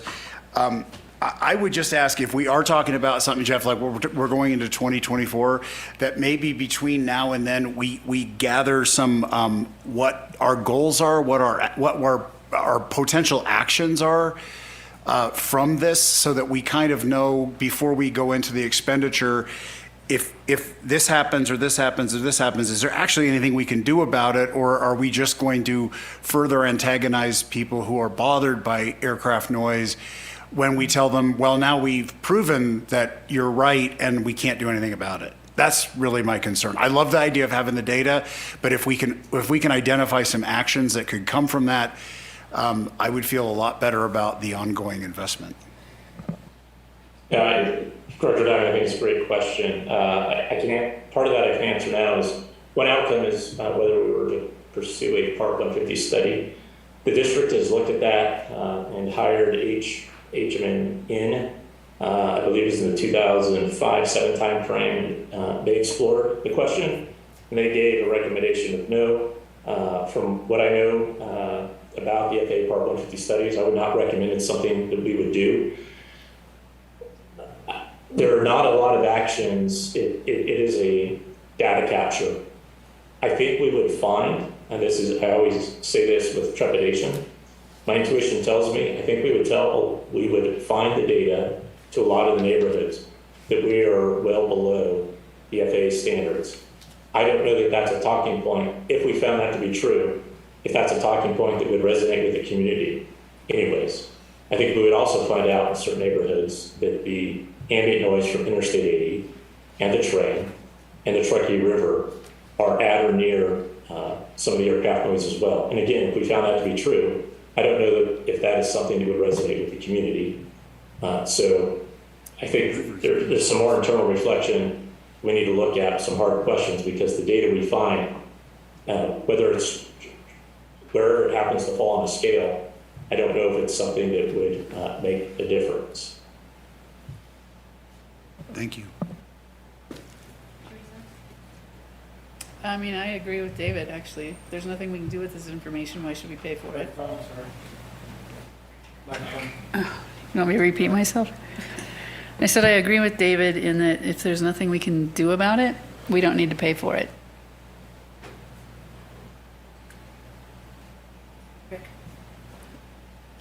No comment. I see value in it. I think it could be very valuable in messaging. Not only would we get a real data instead of model data, we would get number above. And this is something that becomes an educational tool on both sides. If we can go to the community at large and say, yes, you know, this is what you're seeing. This is the decibels you're seeing. These are the number above. We actually know this. We can go to the pilots and say, are you aware that this impact that is happening on these days, and could you change your flight technique, which means using potentially the other runways in a calm wind condition. But without any data, it's meaningless. And at this conference, there were people from many other communities who are saying that they derive great value. I think it helps us with our messaging. And I think messaging and communication to all of the constituents and everybody, I think there's value in that. As compared to now, where we get a report like this that talks about how many people are calling in. And my problem with this is I know there's so many people who say, I just don't even bother to call in. What's the cost on this? There's a range, very likely somewhere between $15,000 to $25,000. I would assume that it would be somewhere in the mid-20s by it was all said and done. There are also other options that are cheaper, but not as definitive. Right now, you can download a NIOSH app on your phone, and it's probably accurate within a couple decibels. Anecdotally, myself and David Van Quest, our community outreach coordinator, have driven through a couple of neighborhoods and recorded when we use specific aircraft to capture their signatures. But this would be an enduring. The current NOMS technology correlates to our ADSB information and vector. So you can get the bisecond, this is this tail number at this time. It runs the algorithms, differentiates between the ambient noise or a car door slamming or a dump truck driving by, as opposed to the specific aircraft signature. So you can get very accurate data over an enduring 3, 4, 5, 6 month window if you wanted that data. In 20 Long way of saying about $25,000. In 2015, 2016, we did not have the vector data tying specific aircraft. This would tie us to specific aircraft. I'm going to agree with Mary on this. We spill this weekly.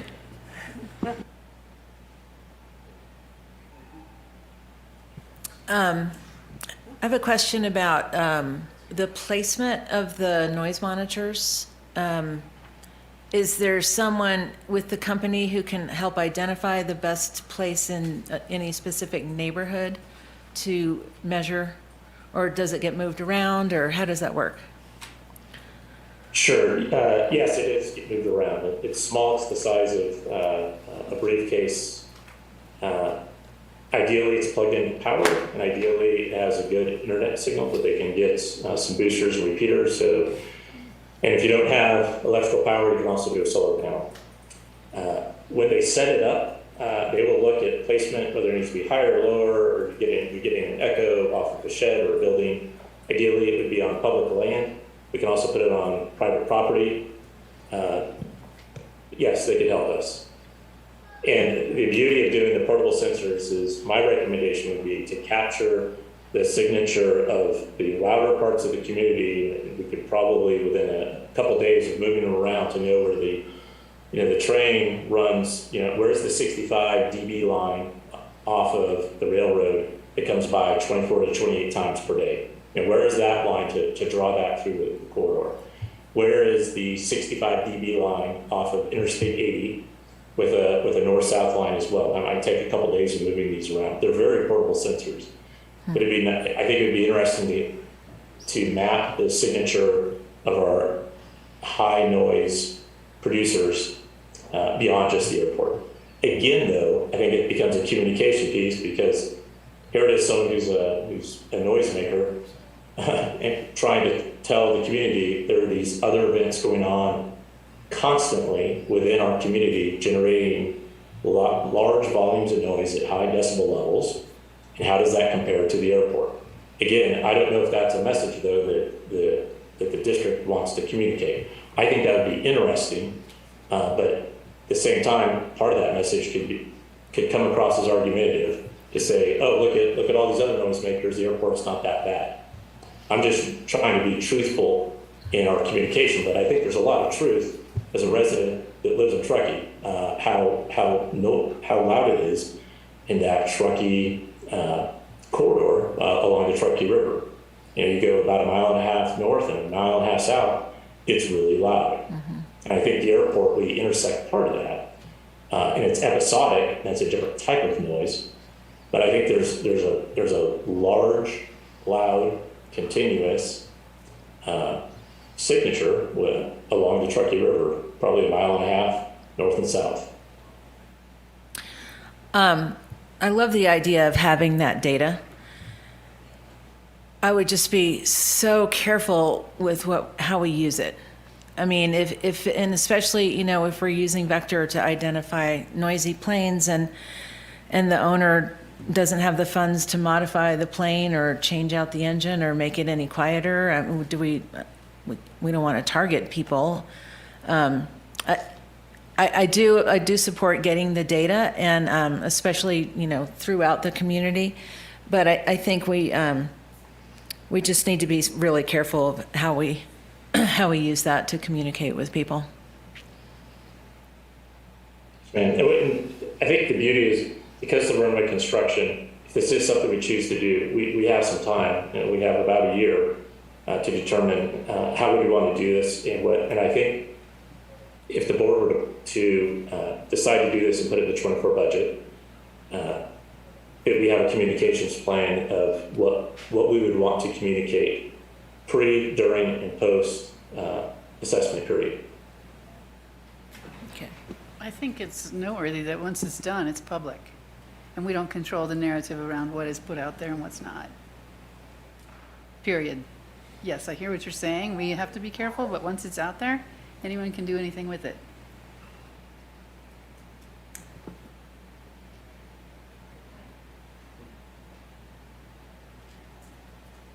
I would also, Director Rolfe, I would caution as well, at least from this staff member's perspective, that there would be no intent to call out specific aircraft by tail number or pilot, that this aircraft is the noisiest aircraft in the airport. We may have that conversation to let that operator know that this is not a traffic, a radar camera Right. to hand out speeding tickets. It is not that at all. And I would hate for any of our local Sure.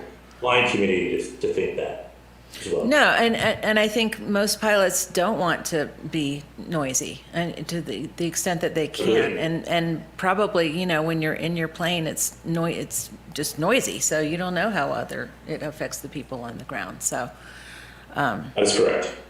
Yeah.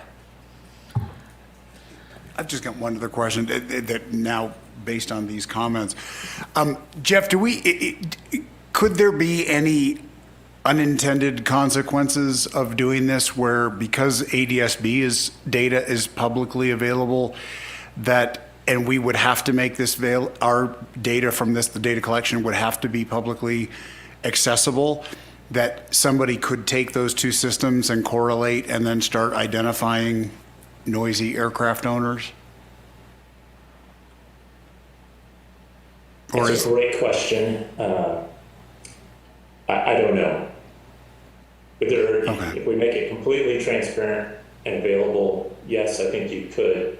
Are there ways by working with the vendor or with our ADSP data to protect the identities, et cetera? I don't know. I think that's something that we would need to explore. Yeah, I just feel, not that I'm like already against this idea, but my concern about it is just that we make the data available and then somebody uses the two different data sets, connects them together, and starts telling a story that we can't argue with. And then when they show up here in the board room and ask, what are we going to do about it? And we tell them, well, we can't do anything about it because it's like it's under this legal threshold. It's kind of like saying like my arm hurts and having a physician say, it doesn't hurt that bad. It's like that. I'm concerned about that it actually could inflame community concerns, and then on top of that, start getting very surgical about specific targets on that. So I would just say that if we go forward with this, maybe in that time period between now and when we commit to it, we can kind of look into what some of these potential risks are. Because the flip side of that is then somebody comes after the district and says their tires got slashed because somebody put this data together and it's our fault. Jeff, you and I were at that conference, and we talked to the NOMS people, and we talked to other airport people who have NOMS systems. Did you get this impression that it was being used in this way? That I hear this fear about it was more of like, how can the airport, it seemed like the users were finding more benefits from it than negatives. Yes, I think what's unique is I recall most of the active users, the airports that are using NOM systems are larger airports. And so it's United Airlines, it's Southwest, it's Delta, it's UPS, it's FedEx. It's Centennial. Centennial, it's one in Portland. The GA in Portland. It's, there were some other small ones that were GA. There were. Yes. Yeah, and those airports as well still have more jet traffic than us. But yes, I did not get the impression that people were being singled out. I do have the impression we would be the smallest airport that I'm aware of that's using NOMS. Well, and the airports that myself and Director Hetherington are mentioning have full-time NOMS sensors always going. So if you fly into Seattle and you call it community outreach equivalent, by the way, he watches it like a radar. So I think Seattle has 14 sensors. So if the sensor hits hot and greater than 60, wherever they have it set, he immediately looks it up, finds out why was Alaska Airlines, why did that happen? And then he'll get with the FAA, the controllers, to do the rapid forensics to find out if there was weather, there was traffic, aircraft was diverted, it was 3,000 feet lower, which is why it generated this. So then when someone calls 10 minutes later and says, hey, I've already looked into it, X, Y, Z, there were 3,000 feet, there was weather and traffic, X, Y. So we're in a different situation than the really active NOMS sensors that have large metropolitan communities with hundreds of thousands of operations per year. But I think it would be helpful data for us. True. If we're willing to tell a story. And whatever that story might be. And where you say, yeah, we're a different airport, and this goes back to every airport's different. We're also the only small airport that has a safety officer, that has a tower, that has ADSP. So those are all things that, we have the ability to do these things, and I think it's remiss to the surrounding neighborhoods to not know.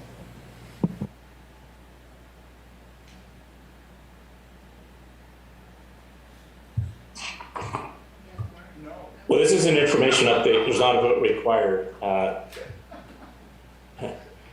As we go into the 24 budget cycle, we can make a decision item there, or I'll defer to our general manager, Rob, as to how he wants to proceed forward. But this was just to provide the information update. It was discussed last month to give an update because it was in our after action report from the UC Davis Noise Conference. But I can pull some of this together. What I would like to do is stop going from month to month to month as to what we want to do about it. So if you want to make it a 24 budget item decision, we could do it there, and maybe a month beforehand, give an update with a potential communication strategy, upside downside risk. I agree. That sounds like a plan. I like that. Like it. Sounds like our concerns tend to be more about privacy of pilots, and maybe that's just not something that's not part of what we measure. I mean, I do think the data comparing airport to road to train to river, and where, different neighborhoods, I think that's all very interesting and worthwhile. So, is there any public comment?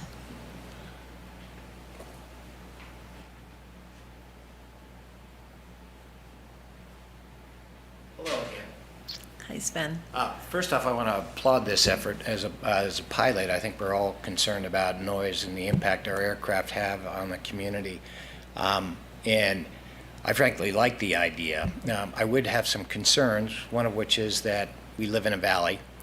That valley tends to echo noise. So if we are going to do a peer comparison, I think it should be with other airports that are under similar geographic sort of formats.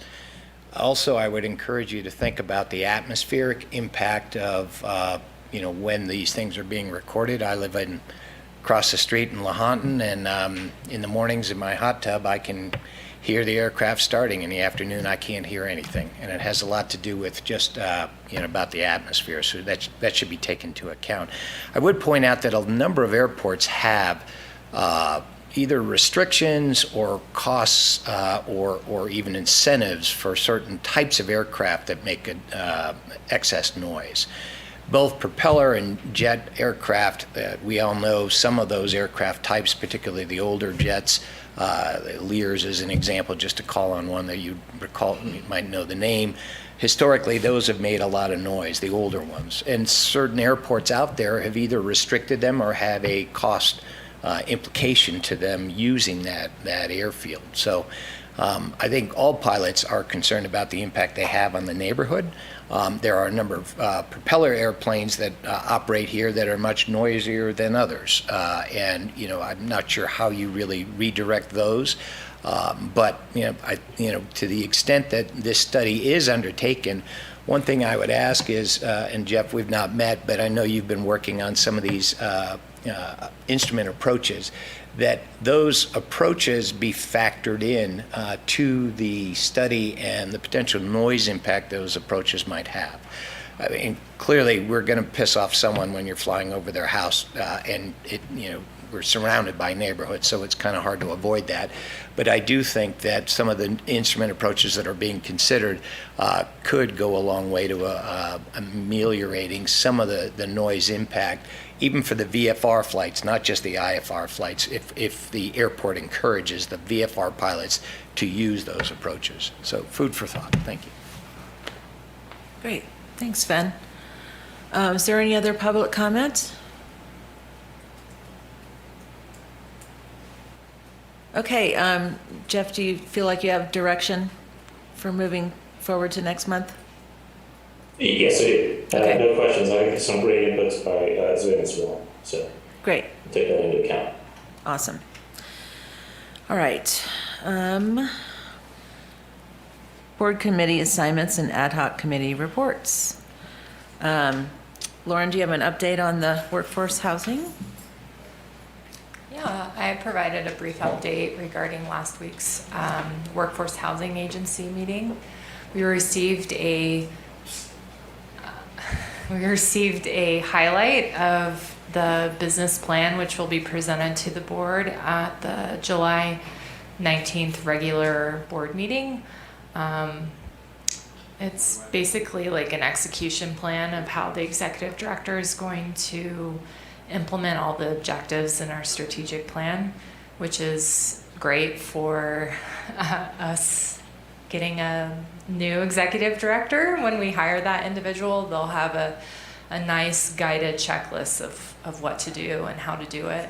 It'll also include a financial model for our agency, for the agency and housing fund operations, since we're going to be not moving forward with the 501c3 development and operating fiscally the workforce housing fund under the JPA financial structure.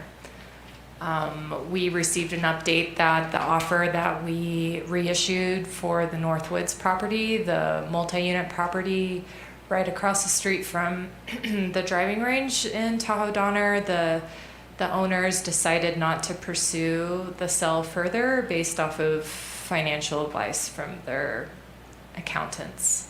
They're going to hold on to that property and relook at it in a year or two, whether they are able to put it back on the market. We also walked a property on Montreal Road, which is a side road off of Highway 89, just past the dump, just past, is it Cabin Creek Road? It's just a little bit past it. It's a multi-unit property. Was 3 or 4 individual cabins, a duplex, and a large main house that's for sale currently. It was a potential property that we could have the Workforce Housing Agency, the North Tahoe Community Alliance, on Tahoe City, a potential combined effort to see if it would be appropriate for us to pursue. There's a lot of work that needs to be done specifically related to the septic system. It's not hooked up to the water system. They have a well. So we've decided to put that property on like a watch, a status, just to see how it does while it's listed. And see if we have an appetite in a month or two to take on what that property has. We all are also getting added information from Placer County just to see if the things that they have on file with them regarding that septic system is where it needs to be. We feel comfortable pursuing it, but right now we're just watching it and put that on the back burner. But Emily Vitus is in constant communication with that listing agent and our acquisition advisor on it. We had first round interviews for the executive director position last week, and we are moving forward with second round interviews on July 5th and July 6th next week. And we're excited that that process is going, and hopefully we can have someone queued in for that executive director position soon. We made some red line changes to the bylaws. We approved them. It was mostly centered around defining what workforce means.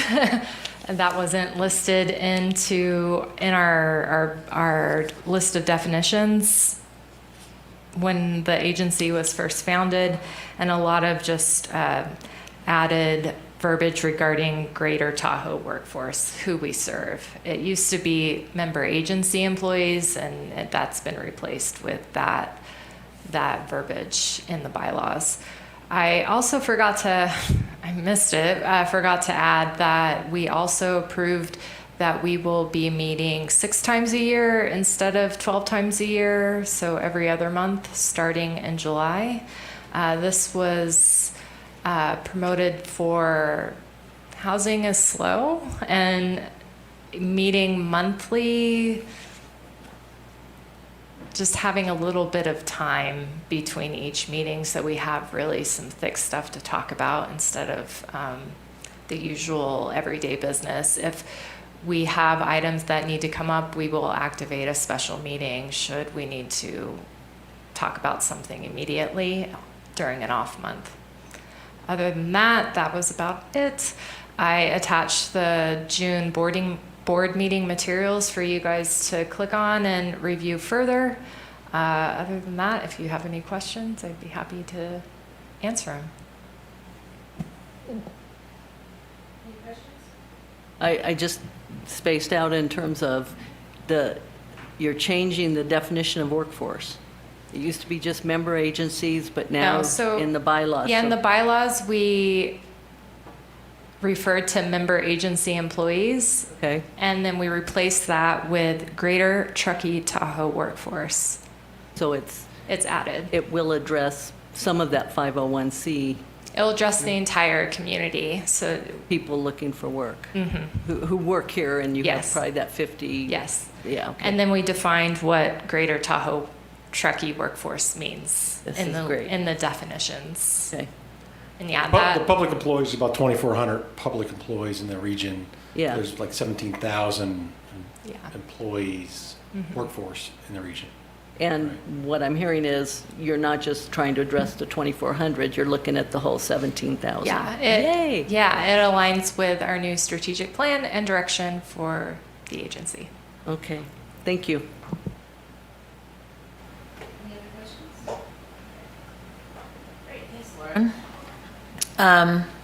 Climate Transformation Alliance report. We didn't really do much since last time. Next a quarterly meeting. meeting's coming up next month. Yep. I think that's the next significant milestone. July 14th, yeah. Yep. Yes. Yes, that's what we've done. Thank you. Act attendance by board directors. This is on the reconstruction. The next one we'll be talking about reconstruction of runway 220. Timeline, details, impact. Awesome. Anybody? I have David Diamond and Kat down. You can't go to that one? I'll be at LAFCO. It will be recorded and available at the later date Okay, sounds good. for those who can't attend. Yeah. Okay, on to general manager's report. Is there any, I'm sorry, is there any public comment on act attendance or climate transformation or workforce housing? Okay, general manager's report. President Rolfe, I apologize. Before we do that, can we actually go back to unagendized public comment just to give Mr. Meadows an opportunity to make the comment he wished now that we've pulled the item that we asked him to defer on? I just sort of realized that as we were walking through the reports. Yes. Well, we pulled them, but we did say that we could have public comment, and Yes, so the emailed me that he wanted to. Yeah, so and then I idea emailed him here- back and he yeah, didn't so, respond. so the idea is that because we pulled those and didn't provide public comment, we had asked Mr. Meadows to defer his public comment under Correct. unagendized public comment because he'd have the opportunity to speak later in the meeting, and he's not receiving that opportunity. So I think my recommendation to the board is just for him, can we reopen unagendized public comment so he has the opportunity to make whatever comment he wishes? And, Yes. and that would be the only person. Okay, all right. Tom, are you there? He's up. Oh, there he is. Yes. Now, in my comment at the start, I was trying to get to you to ask to request 4.5 minutes because of the size of because of the 3 items that are in tab 18 anyway. So here I go. Ed has a hangar beside our hangar. Ed and I were in the same Navy squadron just 20 years ago. Or correction, 20 years apart. Ed Cirrus is based elsewhere. Ed and we pay the same tax on the land upon which the hangars sit. We pay tax on our airplane to Nevada County. Ed pays tax somewhere in some other county and for his shares. This situation creates an inequity in paying Ed's and our overall monthly hangar cost. And that was recognized by a previous board years ago and was corrected by the home-based program. Nothing has changed since the home-based program was started because it works and it makes things almost equitable. I urge the board to keep the home-based program in place as it is fair and it works. Flight Quiet 1 and 2 work and have worked since their inception. How many violations of Flight Quiet 1 and 2 were there in 2022? Oh yeah, 0, proving that it works. The board should leave it alone. If the city of Truckee wants to have a noise ordinance of 7 a.m., that's their business. The airport is almost totally in unincorporated Nevada and Placer County's areas, and thus is not required to comply with the city's noise ordinance. I urge the board to keep the Fly Quiet 1 and 2 program in place because it works.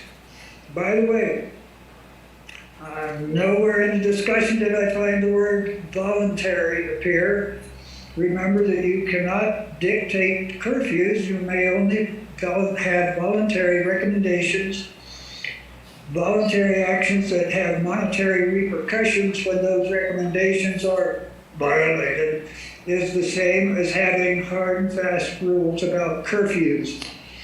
I don't think a program of incentives for doing the wings program will work, as it has nothing to do with hangar rent, only one's safer operation of an aircraft.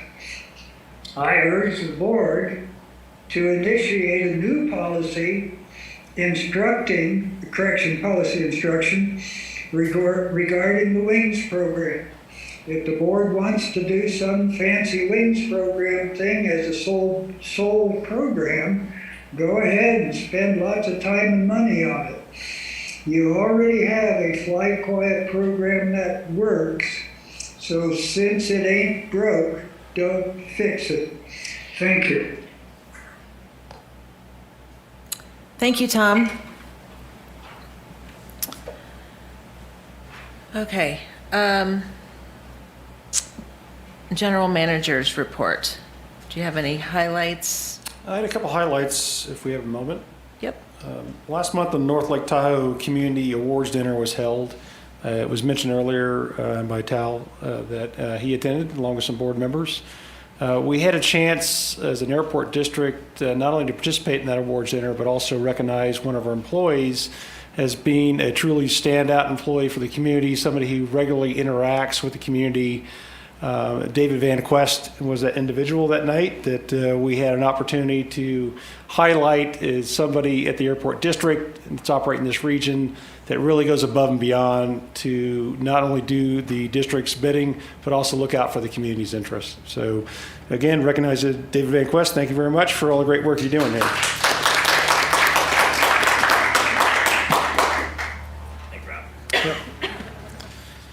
Other highlights, if you didn't catch it earlier in the agenda, part of the consent calendar was finalizing the award of the construction contract and accepting the FAA's grant for over $6 million to reconstruct runway 220 with lighting, taking approximately 12 to 14 weeks, beginning July 24th, and includes runway grooving as well in that project.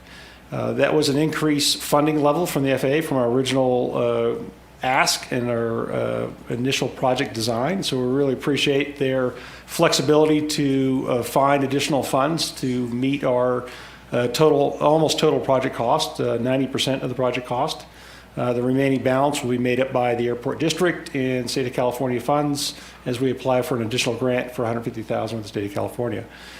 So that is coming to the airport here very soon, and that's going to impact a lot of folks on our operations, onto one runway operations. So there's going to be a lot of communication outreach to the community, not just the pilot and hangar attendant community, but the local community, to let them know that there's going to be a change in aircraft patterns and utilization of just one runway, essentially our main runway, for a period of time, starting July 24th. The contractors already lining up their work and is ready to get busy. They're going to start staging immediately on July 24th. We're already working with the Sorting Association to cease their operations on the day before, the 23rd, because we use a lot of their laydown their area that they operate out of as a laydown area for this reconstruction project. So that is coming very quickly, and there'll be a lot of more details discussed on timelines at our next ACT meeting, which was mentioned earlier, and also being pushed out to the community so they're aware of this change in aircraft activity in the area.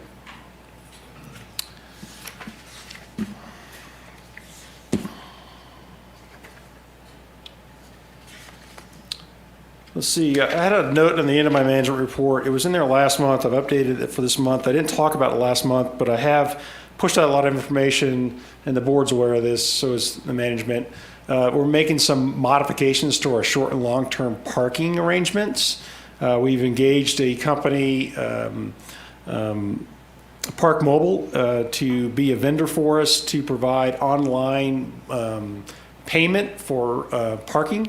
And we're looking to shift the long-term parking lot for a variety of reasons, that some of which are outlined here, into a daily, weekly, and monthly parking situation instead of an annual parking situation there, and hopefully free up more capacity at this building here as the daily utilization has increased over the years here through the community rooms use, people coming and going out of the airport for airport operations, staff.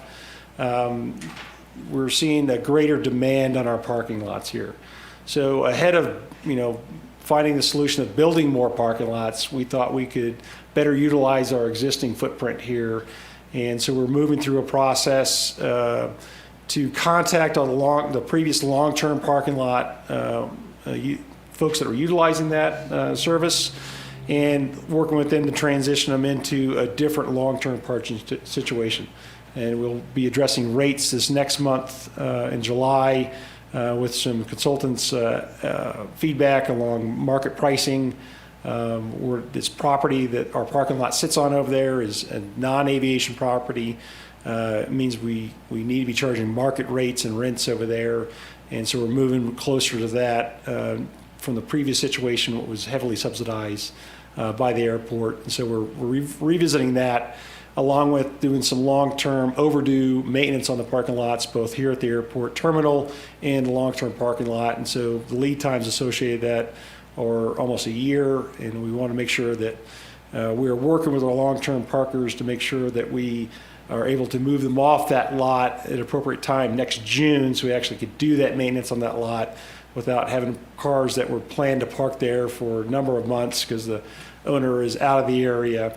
So trying to get a lead time of almost a year in advance now to work with those folks so we can do the regular scheduled maintenance. So there's more information for those that are particularly impacted by that. They probably have already received direct communications from the airport from myself talking about the details of this. And we'll continue to put more information out there as this develops over the next month. The last piece I would just highlight is in the support material for the management comments for myself.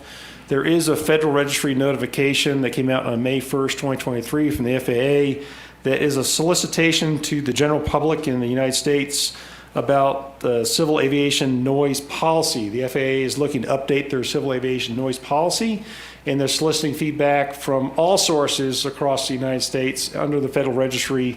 The source is linked there in the board materials. So if you individually have a comment, or your business has a comment, or we're drafting a comment for the airport district here to provide to the airport board for consideration next month. The deadline for those comments for the Federal Registry is July 31st of 2023. So if you find yourself interested in this topic, the FAA is reviewing this topic that has not been revisited probably since the late 70s, I think, was when they first put the policies in place. So they're looking for feedback from airport communities, from individual users, from operators around revisiting this subject with further So studies. are you going drafting forward. something? I am drafting along with our Director of Aviation to provide to the board for next month. And we'll see that next month. You'll see that ahead of the board meeting, so you have a chance to review, edit, provide comment back to me, so we can have a final draft available for the board meeting. And that's it, and I will stop there and turn to the Director of Aviation and Director of Finance and Accounting. I have a comment regarding the Federal Register.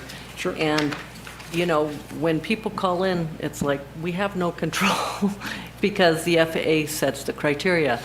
I'm wondering if it's appropriate for us to put this on our website and/or for DVQ to summarize, you know, don't send out all 7 pages, but to capture that part.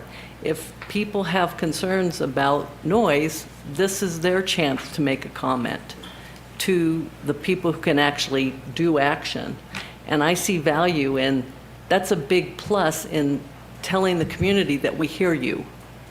And to push it out to them to say, tell them, tell the FAA that you have an issue. It may not go anywhere, but by us telling them that this opportunity exists, I think that wins us some points. Yeah, I think we'll look at how we can put that on the website and push it out to the community. Our next email blast to the community talking about linking to this Federal Registry. I don't want to try to summarize it, but No. I mean, the information's there. It's a good document. It clearly displays what they're looking for. Right. We can certainly help push that out for folks who are aware of it. Yeah. That would be great. Thanks. Any other questions or comments for Rob before we move on? Yeah, I echo what Mary said. I think this is a great opportunity for us to let people know that they can make this comment. And the other thing also on the outreach concept, when we shut down 220, those of us who fly locally, small aircraft, know what that means for us. And I know that it will be notamed for people from the Bay Area and elsewhere who are coming in here, but I'm just wondering if there's any proactive outreach signage or anything we could get in some of those other Bay Area airports to let people know to remember the density altitude, remember the winds in the afternoon, like the stuff they might not be considering. There's the big runways, we're going to be fine, but It's a great comment. I would say our Director of Aviation, our community outreach team are actively discussing this and how we can push that information to the broader community, not just immediate pilot community. Right. Great. All right, any public comment? Okay, moving on to AVCOM. Does anybody have, do you have any highlights? I copied Director Diamond's comments of reaching the wider community that utilizes the airport Bay Area. We will engage on that. Just a couple items not in the outcome report. We did send a mailer out for the air show. Postcards in mail boxes went out to about 5,000 people. Visiting neighborhoods closer to the airport to let everyone know about the air show. We're going to use that same concept to send out another mailer again to the immediate vicinity of the residents around the airport, talking about the traffic moving to 1129 as we reconstruct 220. We are in the process of installing a real-time density altitude sign. There's one taxiway you could get onto the airport without seeing a density altitude in real time. There's a couple of them, so we're installing one of those this month. In the report, I mentioned an air traffic control 101. I'd just like to extend this to the board members. We're going to put it on as a pilot outreach. Larry, our chief of control towers, worked with Open Center to get an Open Center representative, and we hold that. So we'll probably do one in July and one in August. So we'll reach out to the board members to see if you'd like to attend, or if maybe just 2 of you, similar to how we do ACT, and we're still opening up the air traffic control tower visit. Director Stevens, sir, do you want to mention something? No. Oh, I saw you raising your hand like you were wanting I was to waving stop. goodbye to Mike Daniel. Oh, okay. This is what happens, yes, with Zoom. So we'll reach out to you to see if you'd like to attend ETC 101 and get you up in the control tower. Noise complaints were down this month. One of our higher comment operator residents was out of town, so down substantially. And next month, we will also give some statistics on use of old pass. We just got the information from the vendor on how to slice and dice some of the data, so I think it'll be a good bit of information. And lastly, no changes to the hangars. That's everything I have for halftime. Great. Any questions for Jeff? Are you capturing touch and goes? I don't see that in the report, and it used to be captured in the report. I don't recall it being in there. I'm the new guy. Eventually that will wear off. But when was the last time we put touch and goes in there? Is that something that changed this month or like a year ago? Yeah, it's been mentioned in there from time to time. There hasn't been a set way to report that, but the overall way to estimate is about 35% of, looking at the piston single engine aircraft, you could roughly estimate 35% to say what touch and goes are. There's other ways to look at touch and goes as well, but there's not ever been one solid answer of what exactly touch and goes were, including up to when we switched to ADXB data recently.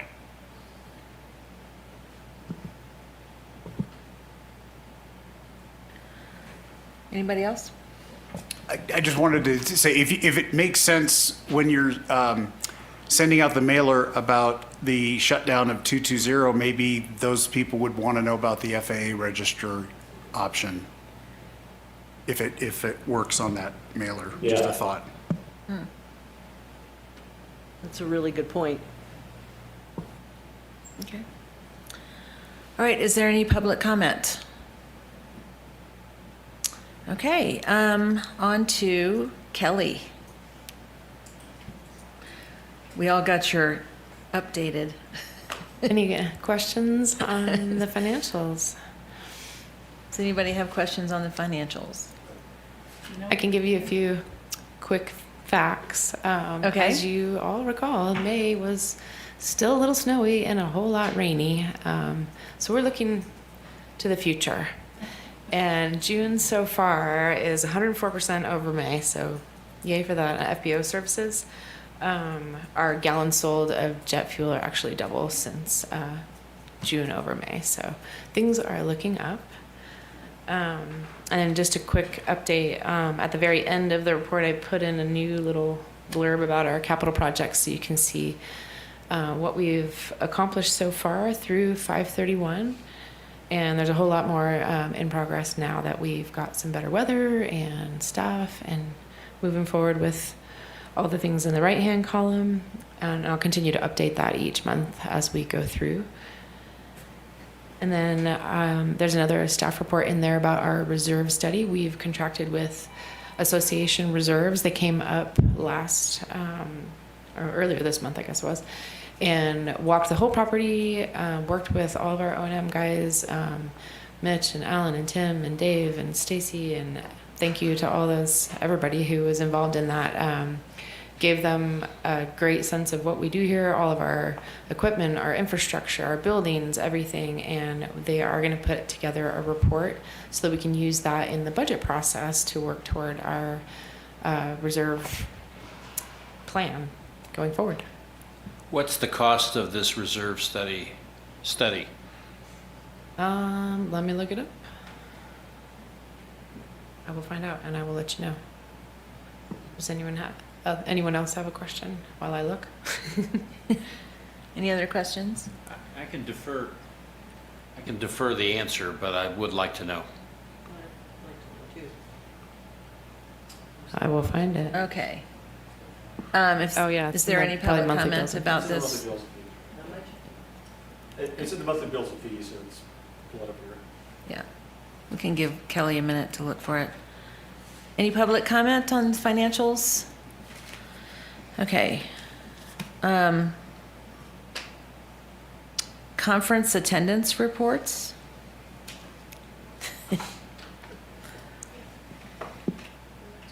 I went to the annual Society for Human Resources Management conference in Vegas 2 weeks ago, where I took many a session on diversity, equity, and inclusion, and inclusive and exclusive leadership, how to be an amazing HR department of one, and what they have titled, which I kind of laughed, California heat wave, even though we all joked about how cold it's been in California, but that was a session typically full of HR professionals that have business units in California, and they're all just scared all the time. And I walk in and be like, this is every day. I've always done HR in California, so it was funny being around people like, how do you do it? And I'm like, it's just what it was. There's 3 major bills, and I'm going to share with you, that are being tracked right now in California that are biggish, pretty big. There is AB 524, which will be adding, it'll be adding the status of a family caregiver as a protected class with discrimination. So they're going to be amending the California Fair Employment Housing Act to add caregiver status to it, which is huge for employers, and really amazing for caregivers. So that's another one. Everyone sort of was just like, what? SB 616, it is in committee right now. It hasn't died yet, so it's still going through. It's potentially adding amending the California sick leave law and increasing it from 3 days to 7 days. So for employers who don't already have their own sick leave bank or PTO that they give to their employees, we're talking like small service sector employers, they're mandated by the state of California to give 3 days of sick leave or 48 hours. It could potentially be increased to 7 days. That could have a huge fiscal impact to small employers. For us, it would only impact our temporary employees. We offer 3 days. That could go to 7. So wait and see. And also SB 809, which is what they're calling the California Fair Employment Housing Act Fair Chance Act with conviction history, which would prevent employers from pulling a conviction history report on individuals who are trying to seek a position, keep their position, and would prevent us from terminating them. Mind you, there are sectors that like police officers, sheriffs, anything in that, they're not part of this bill, but for everyone else, it could prevent us from pulling a criminal history report. So those were my 2 big 3 bills for the state of California. I had a great time. It was 2 days. I learned a whole lot. Also, Kelly and Emily and I went to the General Manager's Leadership Summit in Olympic Valley Monday and part of Tuesday, where we learned a lot about mindful leadership and employee engagement, and got a CalPERS update. What else, Kelly? We came back with a lot of ideas and that we would like to discuss with Rob and implement and put forth, and we were inspired, and there was quite a few other local mid-managers, leaders at that conference. Time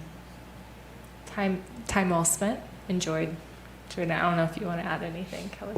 No, it was a great conference put on by CSDA and got a lot of great information about CalPERS, lots of great employee recognition, engagement ideas, a lot of fun stuff to come. Awesome. And the $44,000 for the study. That's the answer is what? 44. Thank you. All right, thank you. Any public comment on that? I was just curious, Lauren, so those have all passed, the three? They're not, yeah, they haven't passed. They're being amended and they're in committees right now. So they have until September. That's usually when they get passed and then signed and effective for January. Okay, thank you. All right. Meeting review and direction to staff. Rob, you feeling comfortable with direction? I'm feeling very comfortable with direction from right. the board today. Thank you. Close that land exchange. And when are we going to get the draft of the strategic plan? I was expecting it at this meeting. I expect to have the final draft to the board 10 days ahead of the next board meeting. Yeah, it's like enough time, not 5 days. Yes. Great. All right, public comment. Could you tell us the meeting review, so to finalize land exchange, to what are you going to get us in 2 weeks? You're getting us something in 2 weeks so we can review it before, or our comments. I'm trying to know what to look forward to. Oh. What your notes say.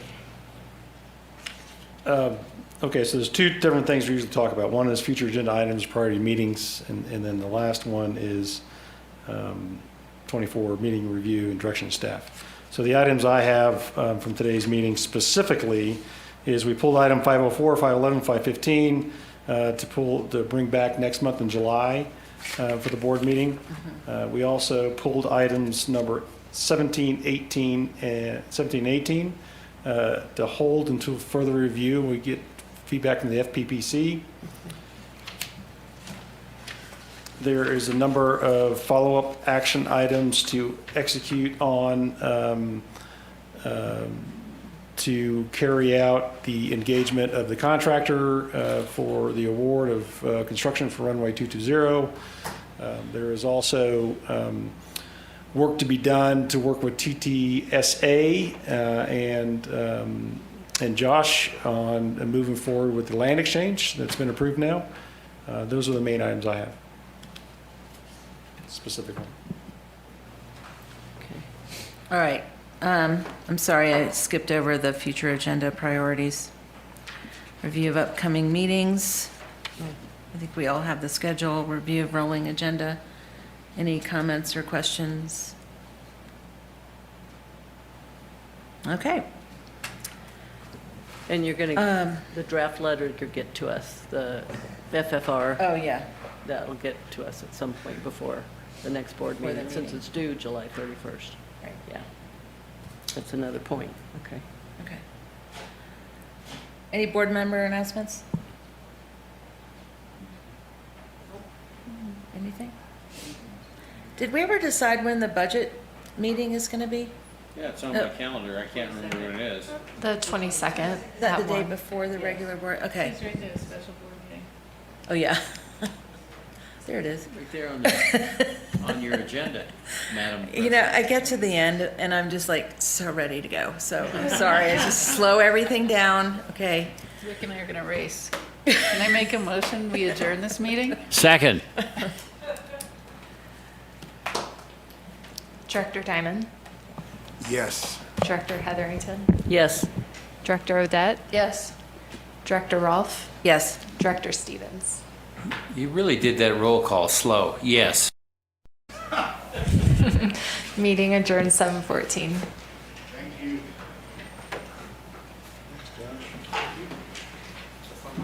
Yeah. So when we get back,